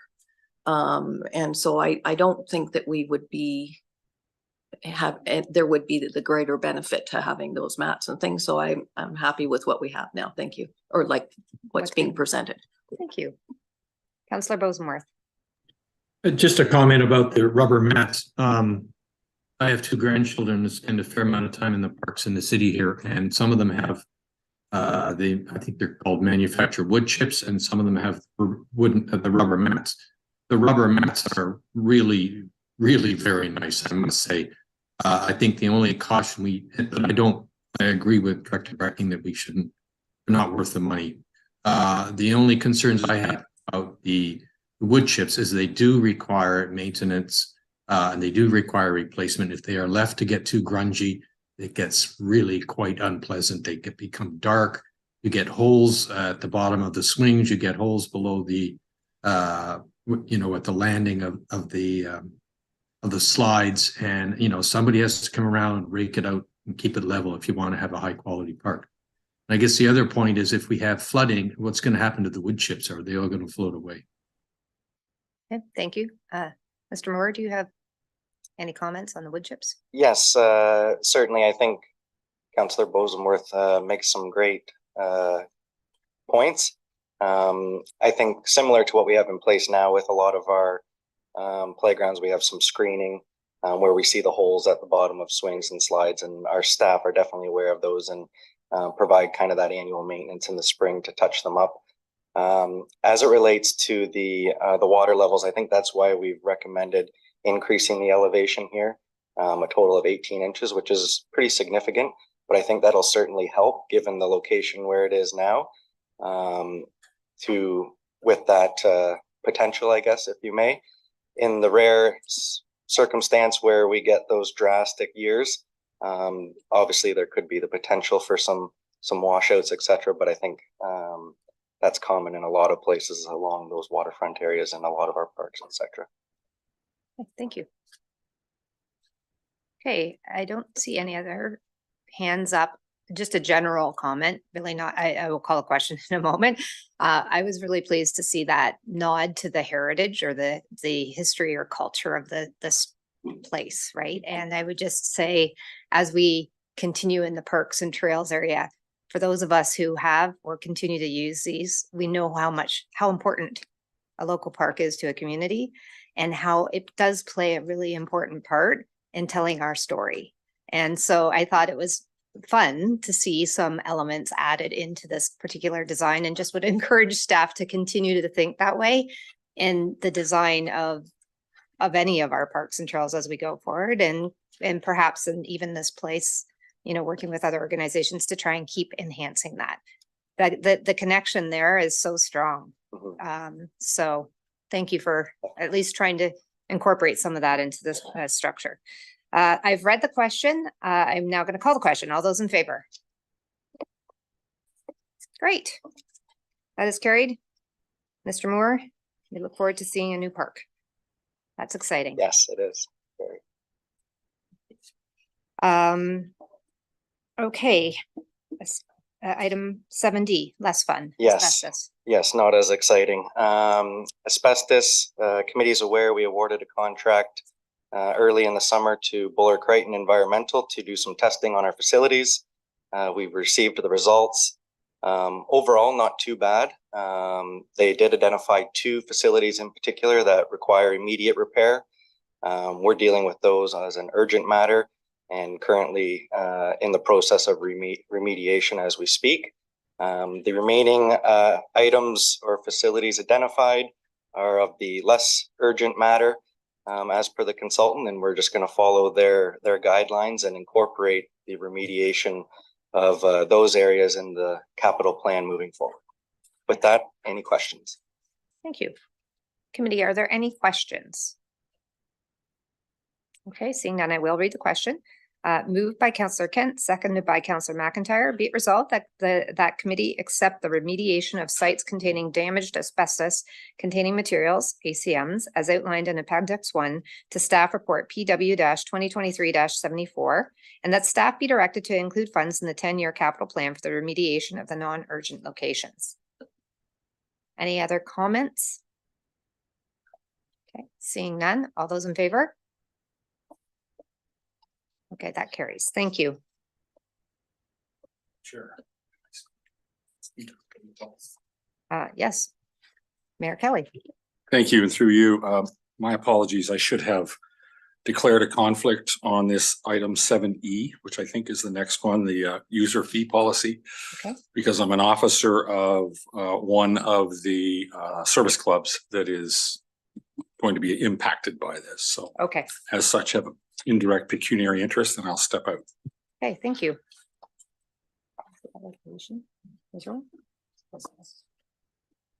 Okay, just wait for Mayor Kelley to leave and then. Okay, Mr. Moore. All right, on to facility user fee policy. Very much so a group report amongst many staff members here. A few have joined us here. As committee is aware, I think it was late spring, staff were asked to look at the waiving of fees for service clubs at our centers, particularly as it related to fundraising and alcohol type events where right now currently a fee is charged. With that, I think it's important to recognize that the fees and charges bylaw is what sets the rates for our facilities, and then it's policy that drives those administrative type waivers or exemptions or rules, etc. So with that, there's actually currently a number of policies that help guide facility fee direction as it relates to our facilities, arenas, parks, community centers. And what we found was there was definitely some inconsistency amongst definitions of user groups, etc. They were dated, and it really provided an opportunity for us to look at it in a more fulsome manner and come back with a revised policy that helped better identify definitions and made it more clear, I think, to staff and our users of the facilities as to what the kind of the processes and rules and etc. are. So with that, we've developed a new facility user fee policy. It was also important for staff to recognize how this policy works in conjunction with the community grants policy. I think we're well aware over the years, there's been situations where some community groups receive waivers of rentals, some are paying a fee, Others are directed to the community grants program, and some even show up to delegate in front of council. So we really took that as an opportunity to try to clear the process as much as possible, make it simple, straightforward. With that, I know Mr. Cox also made some amendments to the community grants policy. You'll see in Appendix 2 of the report. And with that, we're happy to answer any questions. Okay, thank you. Committee, any questions? Councillor Nishikawa. Thank you, Chair. I'm a little bit challenged. I'm almost going to ask if there's a resolution to be read, only because the comments there's part of it's got to be more of a comment thing than a question will come out of it. But okay, so I will read the resolution in a minute. I just want to make sure that there's no other questions at this point. Okay, I'm seeing none. I will read the resolution. Moved by Councillor Zavitz, seconded by Councillor Bosenworth. Be it resolved that committee adopt policy facility user fee to have CPR-14, the amendments to policy municipal grants C-FS-09 as attached to staff report PW 2023-66, and that staff be directed to add $10,000 to the tax levy in the 2024 draft operating budget with respect to foregone revenue in accordance with policy CPR-14, and that policies C-PR-02 arena fee, C-PR-04 parks, C-PR-05 sports parks, and CPR-10 community center fees be rescinded. Now I'll open it up for comment. Councillor Nishikawa. Thank you. For the most part, I was okay with the report, other than the children's birthday parties. No, it was birthday parties. I'll just say birthday parties. For instance, just a few weeks ago, the community was involved in a 92-year-old's birthday party. That was very important for the community. So I don't see, and again, I'm more about building our communities, and we're actually really trying to get that community involvement that we had prior to COVID, and it's just coming back. So I think it's important that remains the same as we intended it in the past, that those facilities would be available for those birthdays. When alcohol's involved, it's a whole different story. Then you got to pay the full tilt. As far as the service groups, I feel pretty strongly that they represent actions that the municipality doesn't take on. Again, we don't do programming other than the swimming program. We're getting into the hockey stuff. I haven't ignored that. As a matter of fact, it was a great turnout yesterday when I showed up at the arena. So I'm just saying I was surprised. But anyhow, but that's the reality for me, that so for instance, if we have VON that uses a community center, that they're providing an exercise program for the seniors in our community, quite frankly, I worked really hard for that to come to Muskoka Lakes, because you could get that in any other municipality, just not Muskoka Lakes. So I really want those types of things still available at a no charge, because again, they are providing a service in the community that quite frankly isn't available. And it's also not the township taking it on. We're not having to hire staff members and that type of thing. So that's where I sit right now. Thank you. Okay, so there was two comments about the birthday fee and service groups, and Mr. Moore. Yes, through you. Maybe I'll speak to the second part first, just because I think it's a little more straightforward. Currently, majority of uses of the facilities for the associations, the service clubs, all the community groups, etc., they are waived fees right now. I think the addition we're making through this, which was requested, is also the fundraising events, the alcohol associated with those specific programming, as Councillor Nishikawa mentioned. As it relates to the birthday parties, she is correct. Currently, they are waived fees as well. I think what staff tried to do through this policy is definitely better define the types of users and uses of the facilities. And I think one of the main points we kind of weighed when we did it was if a program or an event was open to the public versus something private where only those invited could attend. So that's why we regrouped it into that category. But we're certainly at the direction of committee. We can certainly regroup maybe non-alcohol birthday events to the community group section if that's committee's desire. Okay, thank you. Councillor Nishikawa? I'm sorry, I had forgotten one other issue about the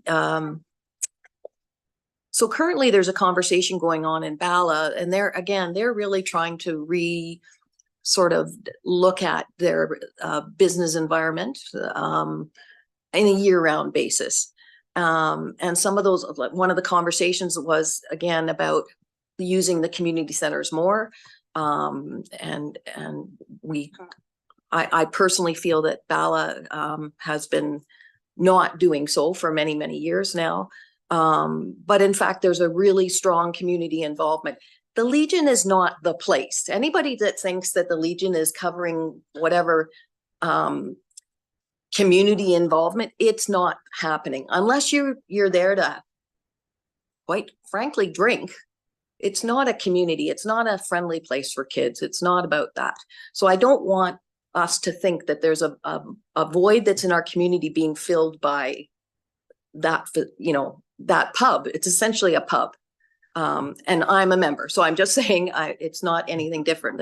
But I do think that where the community is looking at is having, and we used to have these, there used to be like a market. We would have a spring market. We would have an antique market. I think even you remember that, Corey. We had those things. And in fact, there wasn't, first of all, the organizers brought a lot of business into town. And that's where we need to recognize why these are happening. It's another event in town that is benefiting the rest of the businesses in the community. So I would like to see a little bit of a leeway there, not that every person that walks through the door has to pay a $40 fee to participate, because in some cases it's just little craftspeople that are only going to make $40 that day, But what they've done to the community in the middle of winter is a whole different story. So I would want to change that policy that would allow those. Having said that, no, I don't know where the break would be. I don't know, but I do feel that bringing those things back that used to be had a lot of benefit to the community. And I think that we should open that door and not be charging that $40 fee for every table that got set up. Thank you. Just if there had to be a fee, say, you might just say, okay, $200 for the community center and let the organizers, and again, they're only going to be volunteers that are organizing this, right? So it's not big money that we're talking about. Anyhow, thank you. Okay, Mr. Moore. I guess in comment to the market type event, the way the current or the new draft policy is written is there would be a fee as long as so long as the vendors participating are making a profit, but there would only be a single fee to the organizer of that event. If the vendors participating are not of commercial nature, not there to make a profit, then the standard waiving of the fees would apply. Okay, thank you. Thank you. Councillor Nishikawa? Well, and I'm sorry. Yeah. I'm not going to participate if I'm not going to make a dollar. Honestly, but I'm not making a big dollar, like there's not, hopefully at least enough to pay the gas to get there and set up and all those. So I see that is, we're not talking about big money at all, and I'm just kind of saying, maybe if you only say certain months of the year, like, for instance, November through to April, something like that. I just feel that we've got to drive something else in those winter months, and putting those obstacles in the way doesn't help, in my opinion. Okay. Councillor Edwards. I agree with Councillor Nishikawa in that if our councillors were going to some of these events and see what happens, see the smiles on the face of some of the elderly that go in and buy a $2 or $3 item or something like that. They have the lunches, and that they are the lifeblood of the community. We're not listening to the community. of what they want. And I would waive those fees because it's different if it's the Ballot Cranberry and somebody's selling artwork at $2,000 and $3,000, but someone is selling a jar of honey or something like that for $2. I would not be charging them. Thank you. Okay, so Mr. Moore, it sounds like there's different categories of groups from a commercial nature that are being discussed. Is that something that staff have discussed and contemplated? Through you, Chair, I don't think to this point we've had those types of in-depth discussions among staff. I think if that's a desire of committee, we could certainly maybe defer the item and we could maybe come back with a revised kind of definition for, I would say maybe like a smaller type local market versus a more established festival type thing. I think we could look at something in that regard, if that's a desire of committee. Okay, so just before, okay, Director Becking? Thank you, Madam Chair. I'm wondering if this is an opportunity for members of committee to submit comments to Mr. Moore. And then we can come forward with a revised document rather than try and address everyone's concerns today. I would suggest that might be a more expedient way to deal with the issue. Okay, thank you. CAO Hammond? Madam Chair, I recognize Mr. Donaldson is sitting here in the audience, and because a component of this report has implications for the budget, I know that he's looking for some certainty and direction from committee this morning. So if you are generally interested in advancing this, I would suggest with some input from our clerk that committee adopt the recommendation and that further input goes to Mr. Moore, and then we can come back to you prior to committee or council considering the matter with some additional information. Okay. If that's appropriate from the clerk's perspective, if we can incorporate that into the resolution. I don't think, so we don't need another addition to this. No, we're not doing, if we're voting on that resolution, then. Yeah. And then coming to council before it comes to council, if people have specific requests, that can go Which is a directly privilege to. of committee over any matter. Okay. So everybody seems to be comfortable with that approach. Are there any other general comments at this point? No? Okay, I've read the question. I'm now going to call the question. All those in favor? Thank you. That is carried.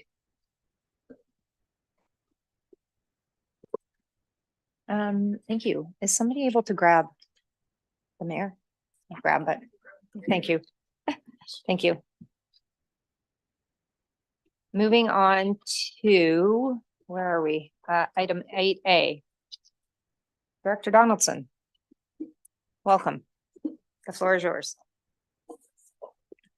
Okay, great. Thank you, Madam Chair. So this morning, there's a report before you. So the Municipal Property Assessment Corporation has done some administration to consolidate some existing reports. They're looking to have all municipalities sign a new data sharing and services agreement. There are some concerns with some of the wording, probably less so for our municipality, but we are certainly in support of other municipalities across the province, including the upper tier district here in Muskoka. So the recommendation is to sign the agreement and continue to advocate and support municipalities with respect to some of the language that's in this new agreement that is very tilted towards MPAC and their use and control over data that they are actually collecting from the lower tier municipalities on municipal assessment. With that, I'm happy to take any questions. Okay, thank you. Committee, this is a fairly long resolution, so I do want to ask at this point if you have specific questions. Okay, seeing none, I will read the resolution. Moved by Councillor Nishikawa, seconded by Councillor Roberts. Whereas the Municipal Property Assessment Corporation has developed and requested all Ontario municipalities to sign a new data sharing and services agreement, DSSA. And whereas Ontario municipalities have not been granted an ability to amend language in the DSSA by MPAC to provide added clarity or amendments as may be necessary. And whereas permissions and protections in the new DSSA are heavily weighted to the benefit of MPAC without equal consideration for the municipal partners supplying the data. And whereas the district municipality of Muskoka has approached the MPAC to discuss areas of common concerns held by it and other municipalities respecting the DSSA. Now therefore be it resolved that in a sign of partnership and good faith, committee recommend to council to sign back the Data Sharing and Services Agreement, DSSA, under duress due to disagreement with the certain provisions of the DSSA, specifically sections 3.9, changes to service levels and dependencies, 5, municipality permitted uses of MPAC data products, and 6.9, records and audits. And that the Township of Muskoka Lakes supports the positions of the District Municipality of Muskoka with respect to changes needed to the DSSA to bring about a fair agreement for municipalities, and that the mayor and clerk be authorized to sign any necessary documentation. So committee, do you have any comments? Okay, seeing none, I will call the question. All those in favor? Excellent, that is carried. Thank you. Thank you, Director Donaldson. We are now moving on to 8B. Great, thank you, Madam Chair. So I'll be brief. So the report before you to September 30th of all the financial activity. Table 1 in the report shows expenses by category, and Table 2 shows the same information by division on a net expenditure basis. Many of the variances experienced are timing differences based on incurring the expense versus the flatlined budget assumption that we use, and this uses a premise that 75% of revenues should be earned by September 30th and 75% of expenses should be incurred by the reporting date. And I know that past meeting committee, we've talked about improvements we can make in that reporting going forward to make it more reflective of the seasonal activities. The report highlights some of the key drivers of the variances against both the budget and the prior year. Results to date remain on budget, and Q4 activities remain monitored closely so that we will end the year in that same position. Briefly on the capital side, the report notes additional capital items that have been approved by council this year. Spending is ongoing and projects continue as we get towards the end of the construction seasons. Some projects this year that were approved in the budget were delayed or canceled and won't be spent, but there have been no accruals for costs reflected in this report. So what you're seeing are costs billed to date, actual bills to date. So there's actually been more work completed than we're showing as actual completed capital costs to the end of Q3. That will be corrected at the end of the year. We will do all our accruals for work that's been completed but not yet billed as part of the year-end work. And at that time, we will also provide a final update on reserve and reserve funds based on those actual expenditures to year end. And with that, I'm happy to take any questions. Thank you. Committee, there is not a resolution. This was an information report. So at this point, I'll just ask if there are any questions. Councillor Ken. I just had one quick question, unless I missed it. You said that there's been an additional $1.7 million of capital spent through September. But then you also said there's a whole bunch that wasn't spent. What's the net of the two?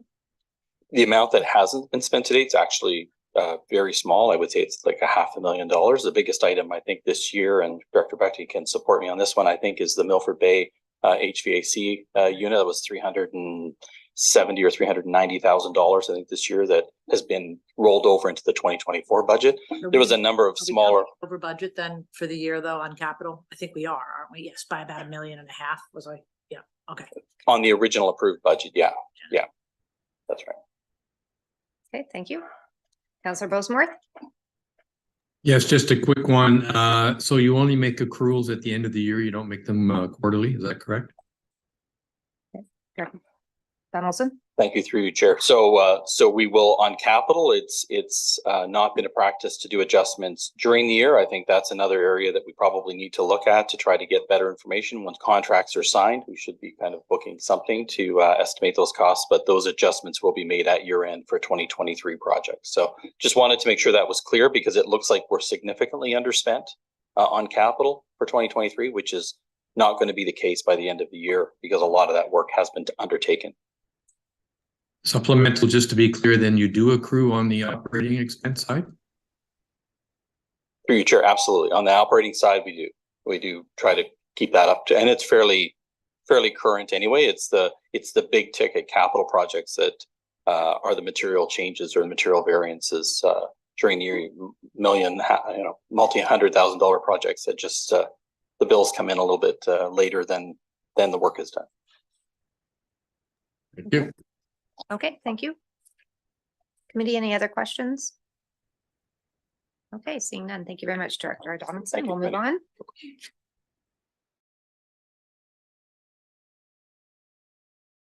Never mind. No, Michelle, thank you.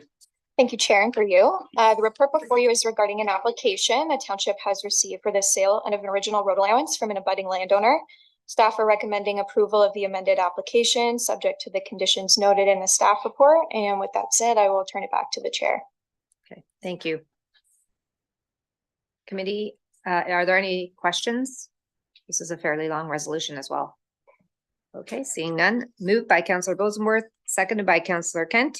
Be it resolved that original road allowance application ORA-06-23 amended Valdesaro be approved subject to the following conditions. 1, a corresponding draft numbered reference plan of survey shall be prepared and provided to the clerk for review within 1 year of the date of this conditional approval. 2, that the township be in receipt in the following from the acting solicitor. 1, a confirmation that public notice of the proposed disposition was published pursuant to Township Policy C-LS-06. 2, confirmation from the District Municipality of Muskoka and other applicable agencies that they have no concerns with the proposed disposition. And that 3, a road closing bylaw, a declaration of surplus resolution, and any related necessary documentation to effect the disposition. 3, that abutting or other land area landowners would not be deprived of access to their properties. And 4, payment of any applicable fees for the land costs, solicitor's time and disbursements, as well as confirmation applicable property taxes have been paid up to date. Committee, are there any comments? Seeing none, I will call the question. All those in favor? That's carried. Thank you.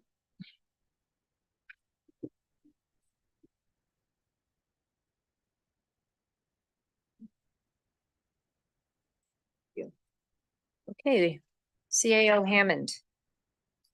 Thanks, Madam Chair. Good morning, committee. The next report deals with our strategic plan, provides a little bit of context about the value of strategic planning, along with its intent to guide council and staff with respect to the allocation of resources and decision-making over the course of the term. I think those returning members of council will appreciate the value of the approach based on the accomplishments that we've managed to achieve over the last several years.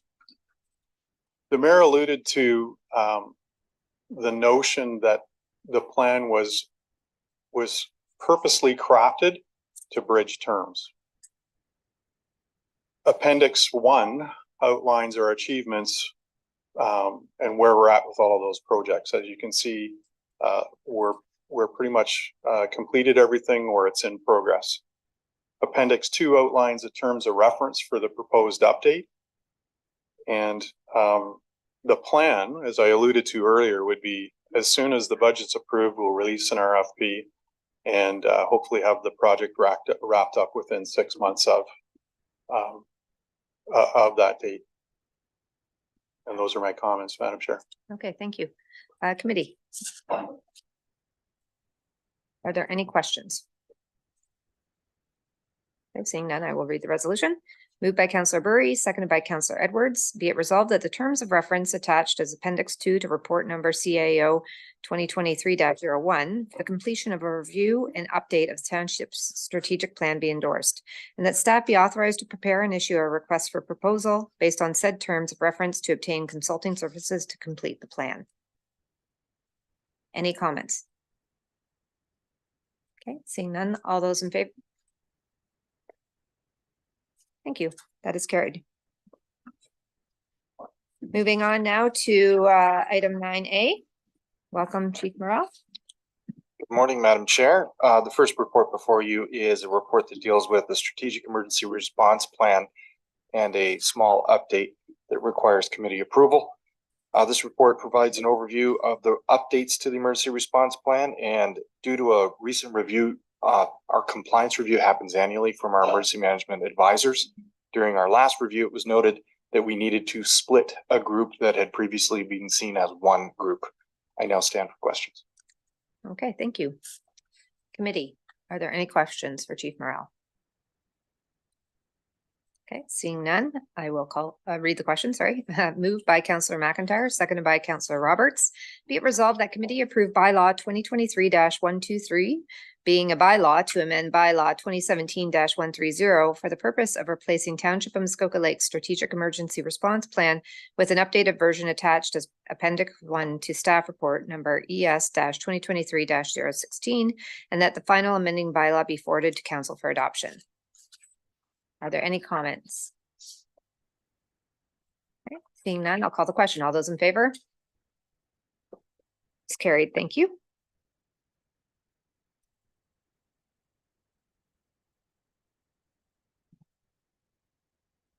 Next, 9B. Good morning again, Madam Chair. Just a reminder on the last point issue, emergency management, there will be a test this morning at 12:55 Eastern in case your phone blows up. And you wonder why. That's the Alert Ready test of the Canada-wide notification system. I thought you meant we had a test right now. You got our attention. I will not be making a shrill noise. Okay. Okay. So the second report before you, before committee, is a fire master plan and community risk assessment implementation update. This report provides an overview of how we will get these recommendations put before committee. I now stand for questions. Okay, committee. There isn't a resolution on this one, so there is a report. Is there any questions from committee members? Okay, seeing none. I liked how you put this implementation plan together and identified the different categories. It was people, process, products. It's just helps us all see things in a much more visual manner. So thank you. Thank you. And we have another one, 9C. Yep, the third report before you today, Madam Chair, to committee, is a report for information about a community emergency preparedness grant.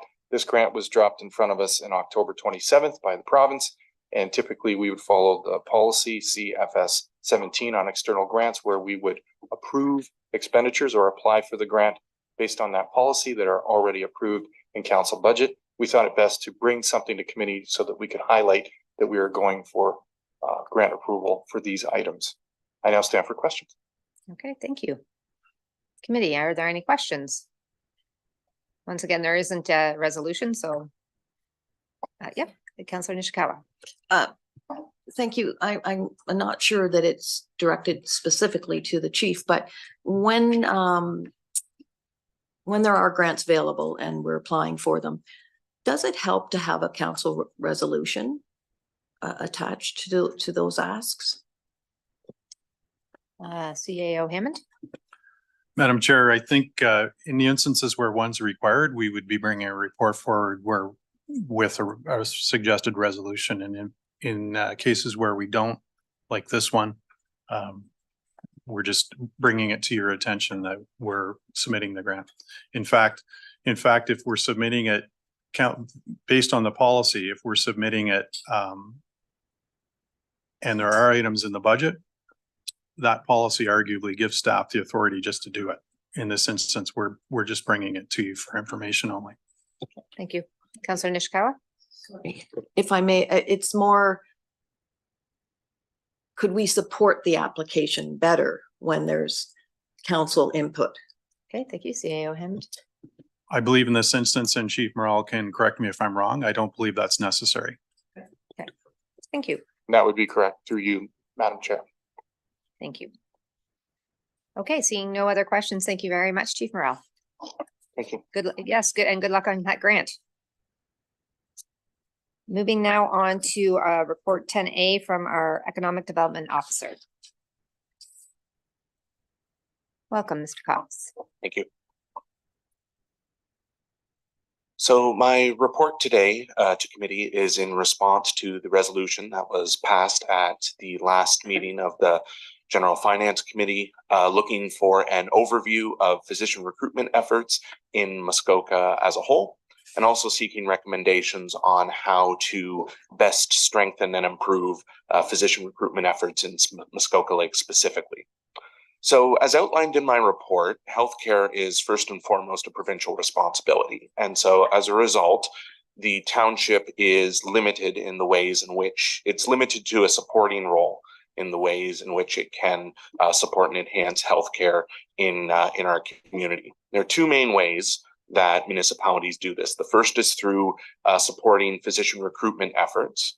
There is an existing physician recruitment effort that is currently being led by the Muskoka and area Ontario Health Team, and a committee has an update from that organization in there a little later on in the agenda today that provides some information about the activities that they are undertaking. There's also been some interest in the Muskoka Lakes community as to organizing a local recruitment, community-led recruitment initiative that could put some of the building blocks together that would be necessary in order to attract additional primary care providers to the township of Muskoka Lakes. And so this report proposes that the township could play a supporting role in those efforts through convening these groups and helping provide some coordination to their activities as they organize a physician recruitment package that could be used to support and supplement the work that is already being done by the Muskoka and area Ontario Health Team. The second component by which municipalities can support healthcare in their community is through the provision of infrastructure. The township has the Port Carling Health Hub, which it currently leases to a number of different healthcare related providers, most notably the Cottage Country Family Health Team, which operates a nurse practitioner clinic on the top floor. So this report again proposes that the township commit to work with the Cottage Country Family Health Team to identify what their needs are, what their vision is for the expansion of services, and identify ways in which the township can support that expansion of service through the provision of infrastructure and investments through the at the Port Carling Health Hub. The full details of the analysis of regional physician recruitment efforts can be found in my report, and I'm available to answer any questions that the committee may have. Thank you. Thank you very much. Committee, this is again another longer resolution, but I do want to, if there's questions at this point. Councillor Kent. Thank you. That's very helpful. Is there any thought that maybe we should think about including some efforts to assist the hospice that we talked about this morning in some of their recruitment efforts as well for nurse practitioners? Because they were saying they have, you know, I know you have this very specific problem, which is we need a physician, but we also need nurse practitioners for a variety of different things. And I was just wondering how large your scope is. Through you, Madam Chair. Certainly the recruitment efforts that are envisioned by in this report are not limited to physicians. They are referring more broadly to primary care providers generally, so physicians and nurse practitioners. So the idea is that the sort of toolbox that would be built through the community in any effort to recruit a physician, that toolbox would be available to anyone who's looking to expand healthcare. So that would be available to the Muskoka Area Ontario Health Team, to the hospice, to the community, anyone who is interested in that. Now, certainly that's the recruitment piece of that. Certainly, as we heard from the presentation this morning, there are funding considerations for the hospice that they need to address before they can look at recruitment. Funding and recruitment. Yeah. Thank you. Yeah. Okay, thank you. Mayor Kelley, I'm not sure if I did see your hand up. Do you have questions or? Mine was a comment, so I'll wait. Thank you. Okay, thank you. Any other questions? Okay, I will read this resolution. Moved by Councillor Zavitz, seconded by Councillor Bosenworth. Be it resolved that staff are authorized to provide in-kind support to the Muskoka and Area Ontario Health Team, MAOT, physician recruitment effort through guidance and advice on creating marketing material, organizing physician visits to Muskoka Lakes, and developing a regional recruitment strategy. And that staff are further authorized to facilitate a meeting of community groups and volunteers in order to determine their interest in establishing a community-led physician recruitment effort, which would further supplement and support recruitment efforts by MAOT and any other recruitment initiatives.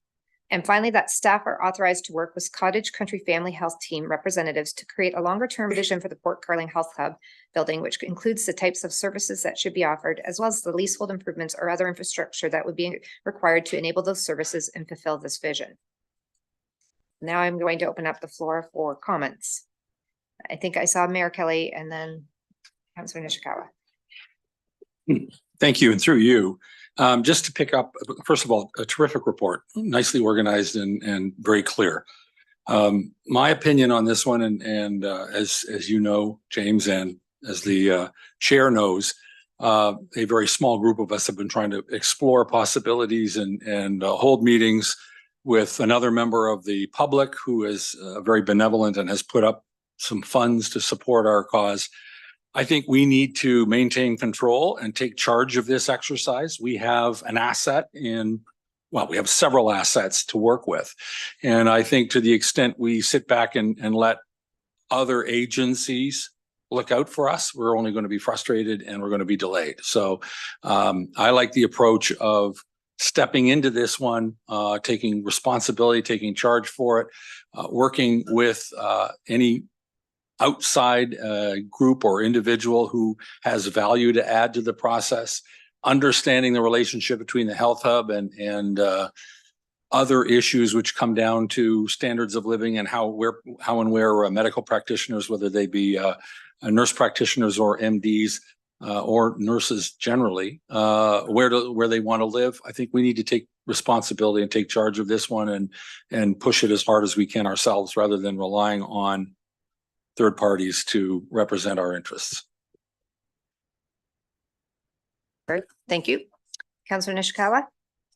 Thank you. The mayor mentioned a number of issues that I wanted to address as well. And the number one was, I should just, since 2011, I've been part of the health care discussion for Muskoka Lakes at the District of Muskoka. I would suggest that I get frustrated. It might be just me, but I'm very frustrated because Muskoka Lakes is really not part of the conversation.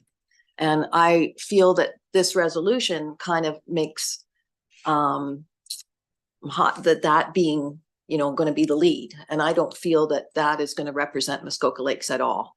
And respectfully, you will get that direction from the district, but that's not addressing the concerns in Muskoka Lakes. And so we have been part of a doctor recruitment program in the early 2000s when Dr. Krautz was first deciding to retire. And now that we're losing our last doctor in a number of days, I guess, very, very concerning. But we got to deal with it in Muskoka Lakes. And I don't believe that this resolution is addressing that. And I'm not sure.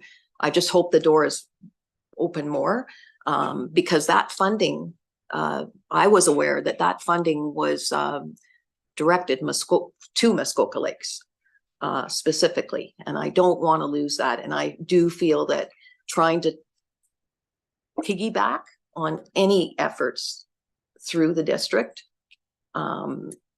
will still be shortchanged. Okay. Thank you. Mr. Cox, do you have any comment? I will note that through you, Madam Chair, I will note that the Muskoka Area Family Health Team is composed of a number of different healthcare related organizations. The district is a partner on it, as are many of the other area municipalities, but it also includes the Cottage Country Family Health Team, the Family Health Network, and other organizations. So it's not just a district-run initiative. Okay. But it's not Muskoka Lakes. Also true, yes. Sorry. So if I could ask then a question, just picking up on the tone and tenor here of, does this direction or resolution give you as our internal quarterback, like an ability for us to be driving the process from the township's standpoint? Yes, and thank you. I believe that it does do that. It grants us, essentially, it gives staff direction to both coordinate our efforts with the existing recruitment initiative, but also convene any interested members in the community that would have a role in participating in sort of a local physician recruitment effort. If you take a look at some of the other communities that have been successful in attracting primary care providers, the successful efforts are almost all community-led. They're driven by the local service clubs, local businesses in the community, the people that can help provide the things that are attractive for a primary care provider looking to establish in a community. And the township can facilitate that. We can convene that. We can coordinate that.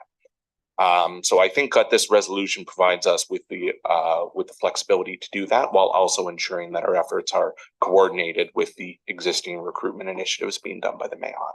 So just to continue, there's a more comprehensive approach happening here, saying we're going to continue to work with the broader team, but that doesn't preclude us from coming up with, and I'm going to call it our own Township and Muskoka Lakes led marketing approach to attracting, I'm going to call it healthcare, primary healthcare providers into this area. Yes, that's correct. Those two things can happen, and this resolution would give you an appropriate direction to take charge in that. Yes. Okay, thank you. I just wanted for my own understanding. I see Councillor Zavitz first, and then Councillor Nishikawa. Thank you. Through you to James. James, yes, you're our point person on this particular topic. I would refer a question to you. I've been made aware that the Cottage Country Family Health Team, in recognition of what's happening in the Township of Muskoka Lakes in terms of loss of our last doctor, I was of the impression, or I think I was told that they have picked up some of the slack of some of those 800 odd or more patients. Do you know that if that is in fact true? Because this is what I was told. What I was told. Thank you. Through you, Madam Chair.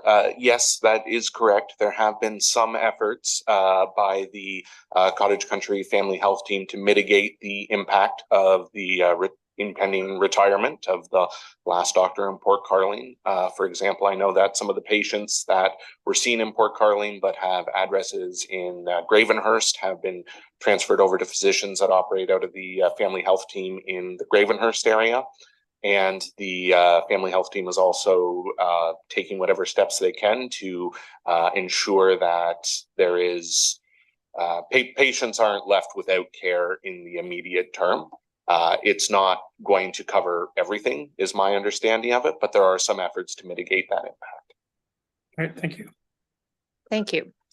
Councillor Nishikawa. Thank you. Well, so in my experience, because many of us did do that and approached Cottage, I would just say the door was not open to many. So if that was and I'm in that office on a regular basis for my mother, they're not interested in me. Just saying that was the approach that was forwarded. So, but I want to ensure that no funding goes to these other outside organizations from Muskoka Lakes at this time. I think we already fund through the district a large portion when there's funding. And so I don't remember what the resolution is going to say, but I don't want the funding dollars that were discussed at our last meeting.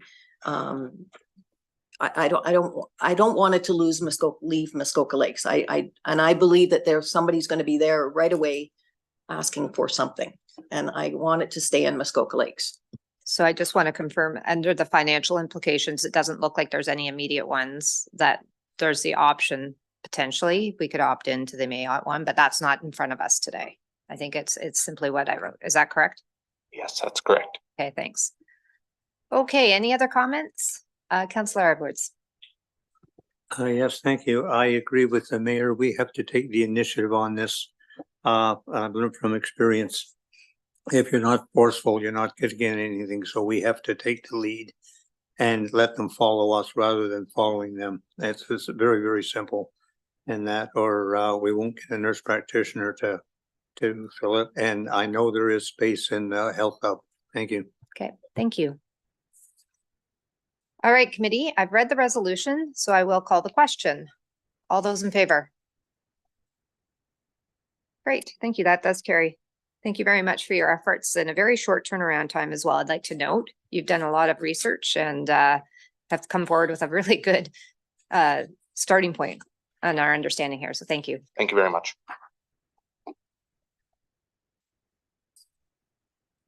Right. So we are now moving into our new business section. And we have a few items that we have to kind of close the loop on from earlier today. But the first item actually is just a report. For information. And this was for information only. So I just wanted to make sure that we don't really have a delegate here. It was just a summary from the Mayotte community. So I don't see any hands up or questions or comments. We've received that report. Thank you. The next one we had is item 12B, which was a delegation from our local hospice. And I think the request is, well, let me read the resolution and then we can open it up for questions and comments. Moved by Councillor Edwards, seconded by Councillor Burry. Whereas committee received a delegation regarding sustainable funding for Hospice Muskoka. Now therefore be it resolved that a resolution be considered at the next meeting of Township Council. That's this afternoon. We'll do a resolution to support. A resolution to support this afternoon at council. Is that, thank you, CAO Hammond. Just for clarity for committee, so that would be a resolution that we would send to the province, imploring them to essentially provide more funding to the hospice. And that was the ask from this morning. Okay. I think I got used to reading very detailed long ones, so thank you for that clarity. That was a long one. All those in favor? Thank you. I see that's carried. The next one is to do with the portion of original road allowance. And what I will do is would you like to lead off and then I read the resolution, or do you want me to read the resolution and then I'll read the resolution first? Okay. Moved by Councillor Kent, seconded by Councillor Nishikawa, whereas committee received a delegation regarding purchase of a portion of an original road allowance leading to water, portion of original shore road allowance, and a portion of flooded original shore road allowance, part 4 and 7, plan 35R-8993. Now therefore be it resolved that staff be directed to accept and consider applications to purchase the noted lands. So I think what would be helpful here, I do see some hands up, but maybe just a quick confirmation from staff as to exactly what it is that is before us today. Sure. So committee heard from the delegation this morning, who on behalf of his clients is asking for permission to submit 3 applications to purchase township-owned lands. How the policies are written, staff are unable to accept these applications as they do not conform to the policies. So they're looking for permission from committee in order to submit them.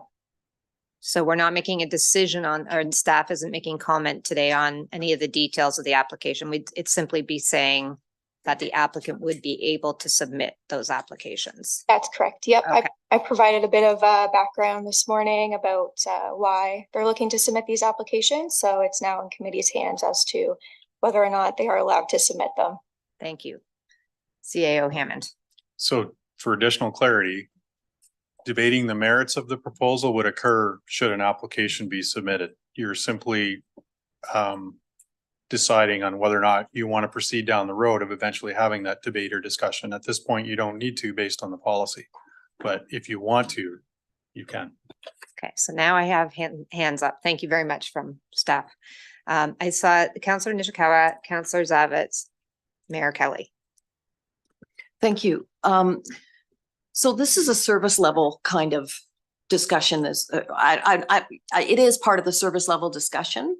And in fact, for years, I've recognized areas where we're never going to sell that road allowance. And in fact, it could, you know, they're cliffs and that type of thing.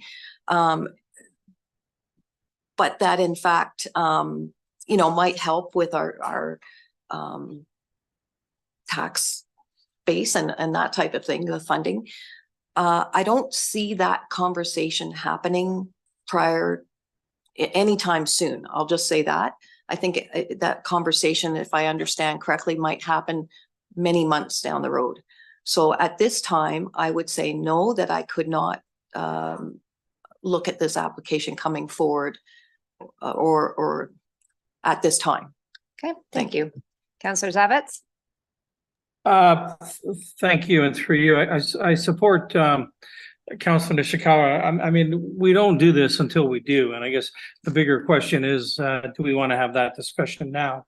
And I don't think we do. I could never support this, given how we've, in my term, have not ever entertained this type of notion. So I would certainly look for it down the road and that bigger discussion for this to come forward again. Thank you. Okay, thank you. CAO Hammond. Thanks, Madam Chair. So for the benefit of the new members of council or the newer members of council around the table, so really what I think Councillor Nishikawa was alluding to is from our previous discussions this morning, staff have a lot on their plates now with respect to providing information on some major decisions that you're going to need to make next year with respect to service levels. When it comes to the notion of selling off road allowances leading to water, I believe she's suggesting that that be looked at in a more holistic fashion amongst all of them versus one-offs, because if you approve one-offs, then you're going to be flooded, pardon the pun, with requests for sale of others. And so I think she's looking for a more comprehensive analysis at some point in time. But we've got priorities now that we need to focus on, if that's a fair summary. That was a very well done summary. Thank you. Mayor Kelley. Thank you. And through you, I'm actually just going to agree with what's been said. I think pretty much everything I had planned to say was said. I think the discretion is being well exercised, or actually, I don't know if it's a discretion. The policy is being well applied. And in this particular case, I see no reason to reopen it. So. Okay, thank you. Councillor Edwards? I agree with everything that's been said. I would not sell allowances to the road because in 50 or 100 years you may need them. So I would not be supporting it now or in the future. Thank you. And our CA was just reminding me to remind everybody that this is read in the affirmative. So if you're not wanting to support it, we're looking to defeat it. So just as a reminder, if you don't want to, I've already read the resolution and it's in the affirmative. So if you're not wanting to give direction, just remember to not put your hand up. Sorry. Madam Chair, could I have Thank it read one more time? Of please? course. Moved by Councillor Kent, seconded by Councillor Nishikawa. Whereas committee received a delegation regarding purchase of a portion of an original Shore Road Allowance leading to water, portion of original Shore Road Allowance, and a portion of flooded original Shore Road Allowance, parts 4 and 7, Plan 35R-8993. Now therefore be it resolved that staff be directed to accept and consider applications to purchase the noted lands. So I have now read this. I am going to call the question. All those in favor? All those opposed? Thank you. That is defeated.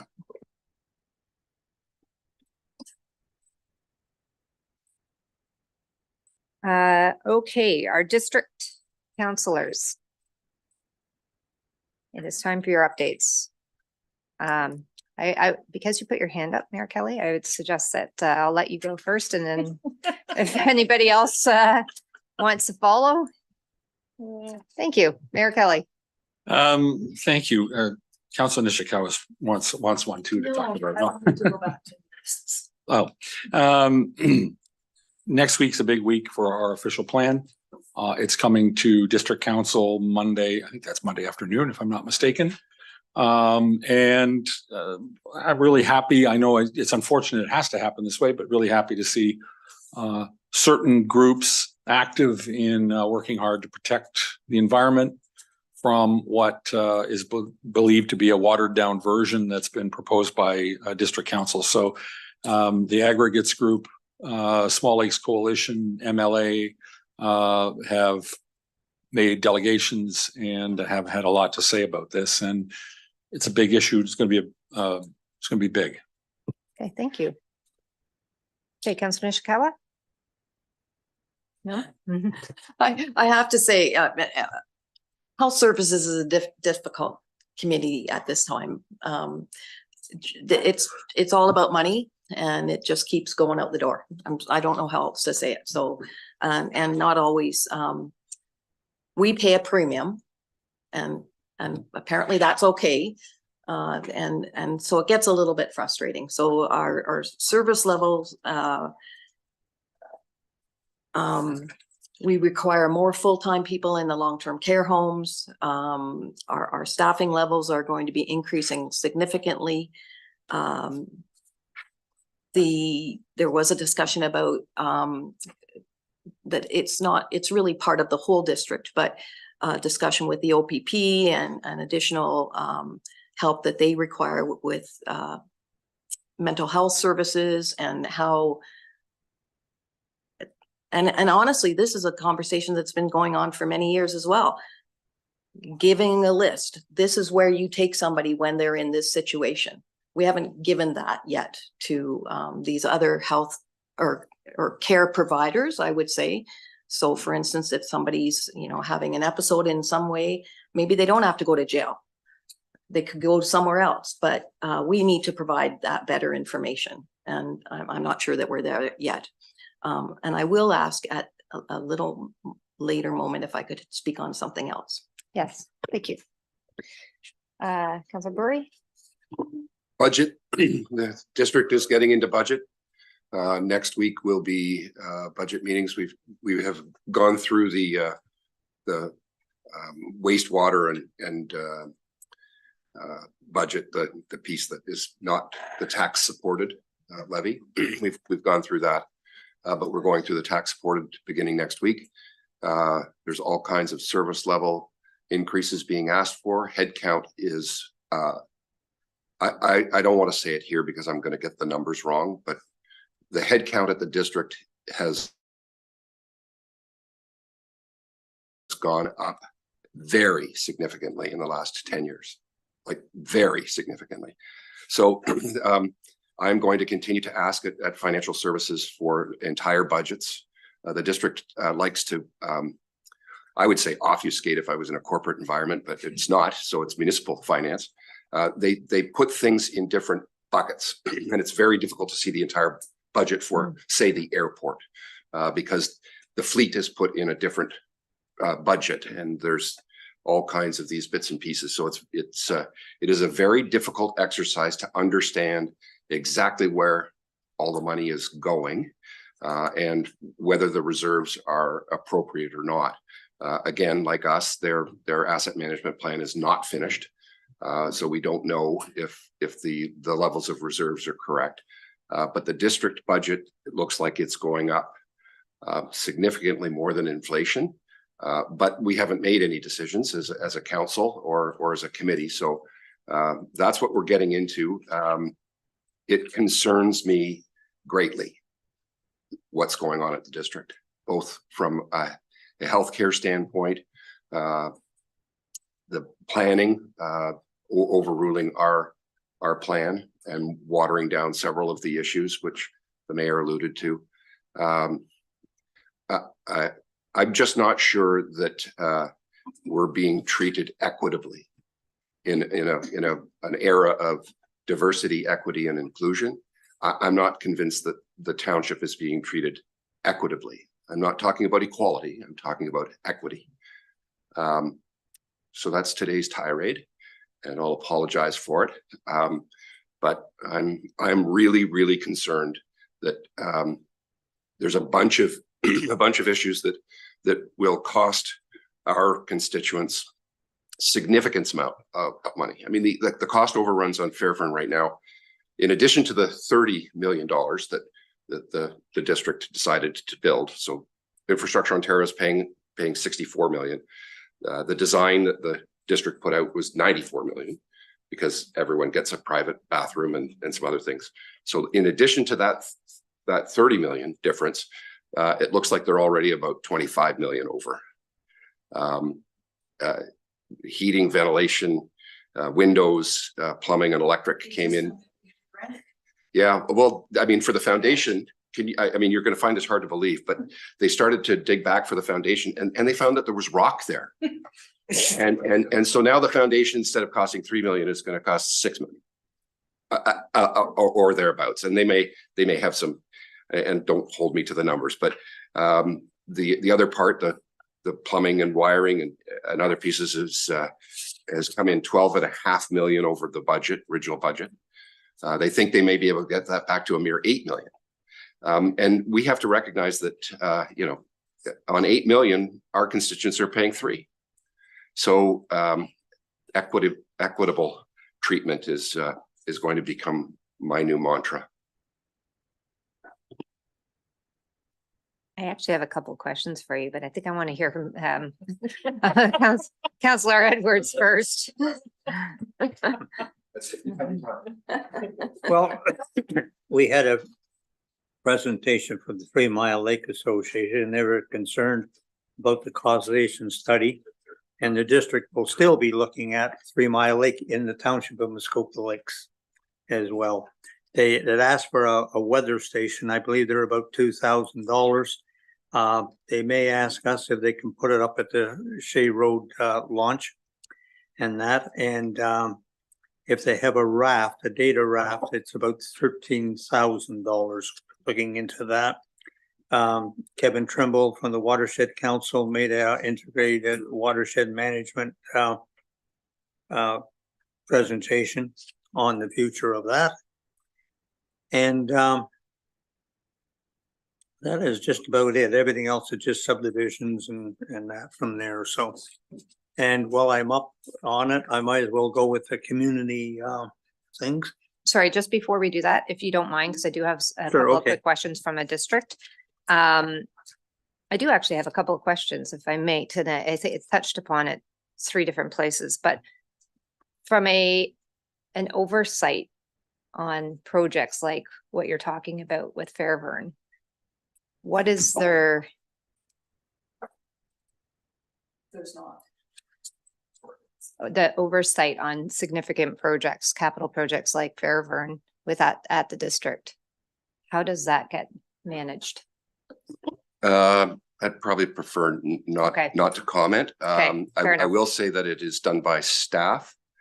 That's all you have to say then. If I was building this, I would have a construction management group, not the contractor, but a construction management, which is a different style, a person and an advocate for the builder, which we did at the college that your sons attend when I was involved. And you know, we know that they saved us millions of dollars through the process, including managing scope creep, which is an exceedingly difficult thing to manage. And I know that because I'm king of scope creep when I'm doing my own building. But there are. I'm not convinced we have enough oversight into the construction piece, which is not typically something that is done by municipal staff. Thank you. Yes, of course.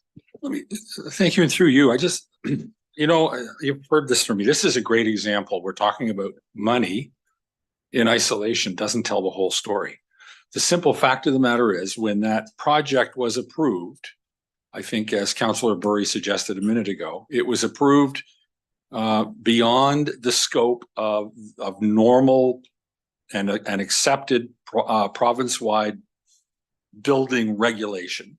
And that meant that for the money we were committing to spend, we were actually going to end up sheltering about 50 fewer people than we would had we just stuck to the provincial program. That money that was approved would have sheltered 50 more people at Fairburn. When you start laying in the kinds of overages that we're seeing, that number turns from 50 to 60 to 70 to 80 to 90. There's 400, I believe, just a little over 400 people, maybe a little less than 400 people on a waiting list for long-term care. These are elderly or otherwise infirm people who need that kind of care. And 50 of them 6 months ago, 75 of them today, and by the end of the day, maybe 100 of them will not have a place to go because we didn't stick to a plan which would have sheltered them for this kind of money. And we haven't been able to meet our own plan in terms of expenses. So it's a value issue for me. And so we can talk about money all we want. There's human beings behind every dollar that gets spent.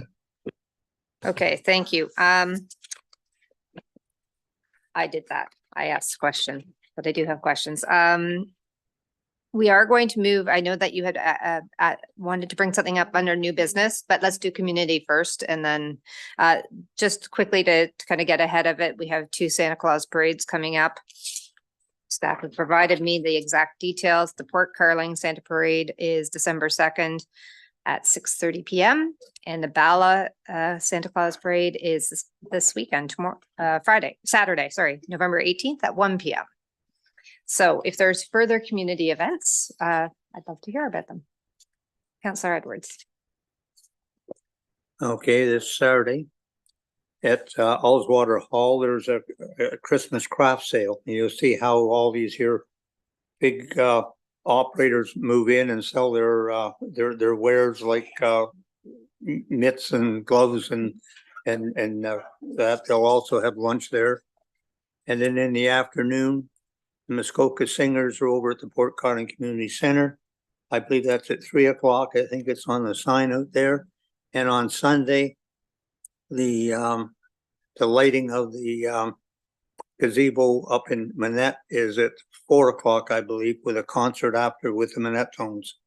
And so that's community events. The community people are out doing it. Thank you. Thank you. Mayor Kelley. Thank you. Through you real quick. Trek to Bethlehem back on after 4 missed, I think. This is the 5th year. Finally, after 5 years, it's back up. It's the 9th of December. I'm going to say it starts at 7 o'clock, but it's thereabouts. I forget exactly when it starts. Oh, it's 5:30. It'll be over at 7 o'clock. 6 is when they first start. Okay, thank you. And Councillor Nishikawa. Sorry, I'm just gonna bring this up now. This past weekend, we had a firefighter's funeral in Bala. For those of you that you probably heard about Denny Fox, 55 years of service to Muskoka Lakes. An amazing honorarium, by our fire department. We really displayed beautifully. I didn't realize everybody could march so well, just saying, but no, it was an amazing event. And I think we should be very proud of our fire department and the number of people that came from afar really appreciated it. So I think kudos to Ryan, but mostly the whole department. Thank you. Thank you. Thank you, Chief Morrell. I know he had a special place in a lot of people's hearts, so thank you. Any other community events? Okay, I am not seeing any. I did skip over new business, and I just want to make sure if somebody does have something under new business. I think you did. Oh, sorry, it was just the tree lighting in Bala will be the 2nd of December, which is the Saturday. And same thing, there'll be groups of people bringing their guitar, just saying. So thank you. I was just going to ask, because we've had quite a few items coming up and our deputy clerk and I were talking about this earlier. The whole thought was if we have it all consolidated on our agendas, then it makes it easy for all of us to see and remind ourselves. I'm just going to ask that perhaps after those of you who have brought things up, could you just send quickly the information to our deputy clerk, and then we can get a summary of all the details afterwards. And then moving forward, maybe what we can do is figure out a process to make sure that's significant. That's fair. I know we don't know, but we can do where we can, just to help everybody have the same information. So I don't see another hands up. That's great. I think I just have one more resolution. Unless there's anything I've missed. I don't think I missed anything. No. Okay, moved by Councillor McIntyre, seconded by Councillor Zavitz. Be it resolved that this meeting adjourn at 12:06 p.m. And the next regular meeting of the General Finance Committee will be held on Wednesday, December 13th, 2023 at 9 a.m. or at call of the chair electronically from the Council Chambers Municipal Office in Port Carling, Ontario. All those in favor? Thank you. That has passed. And Mayor Kelley, I just want to ask, did you want to continue start at 1? That's one. Okay. Just wanted to confirm. Thank you. I'll see you at 1.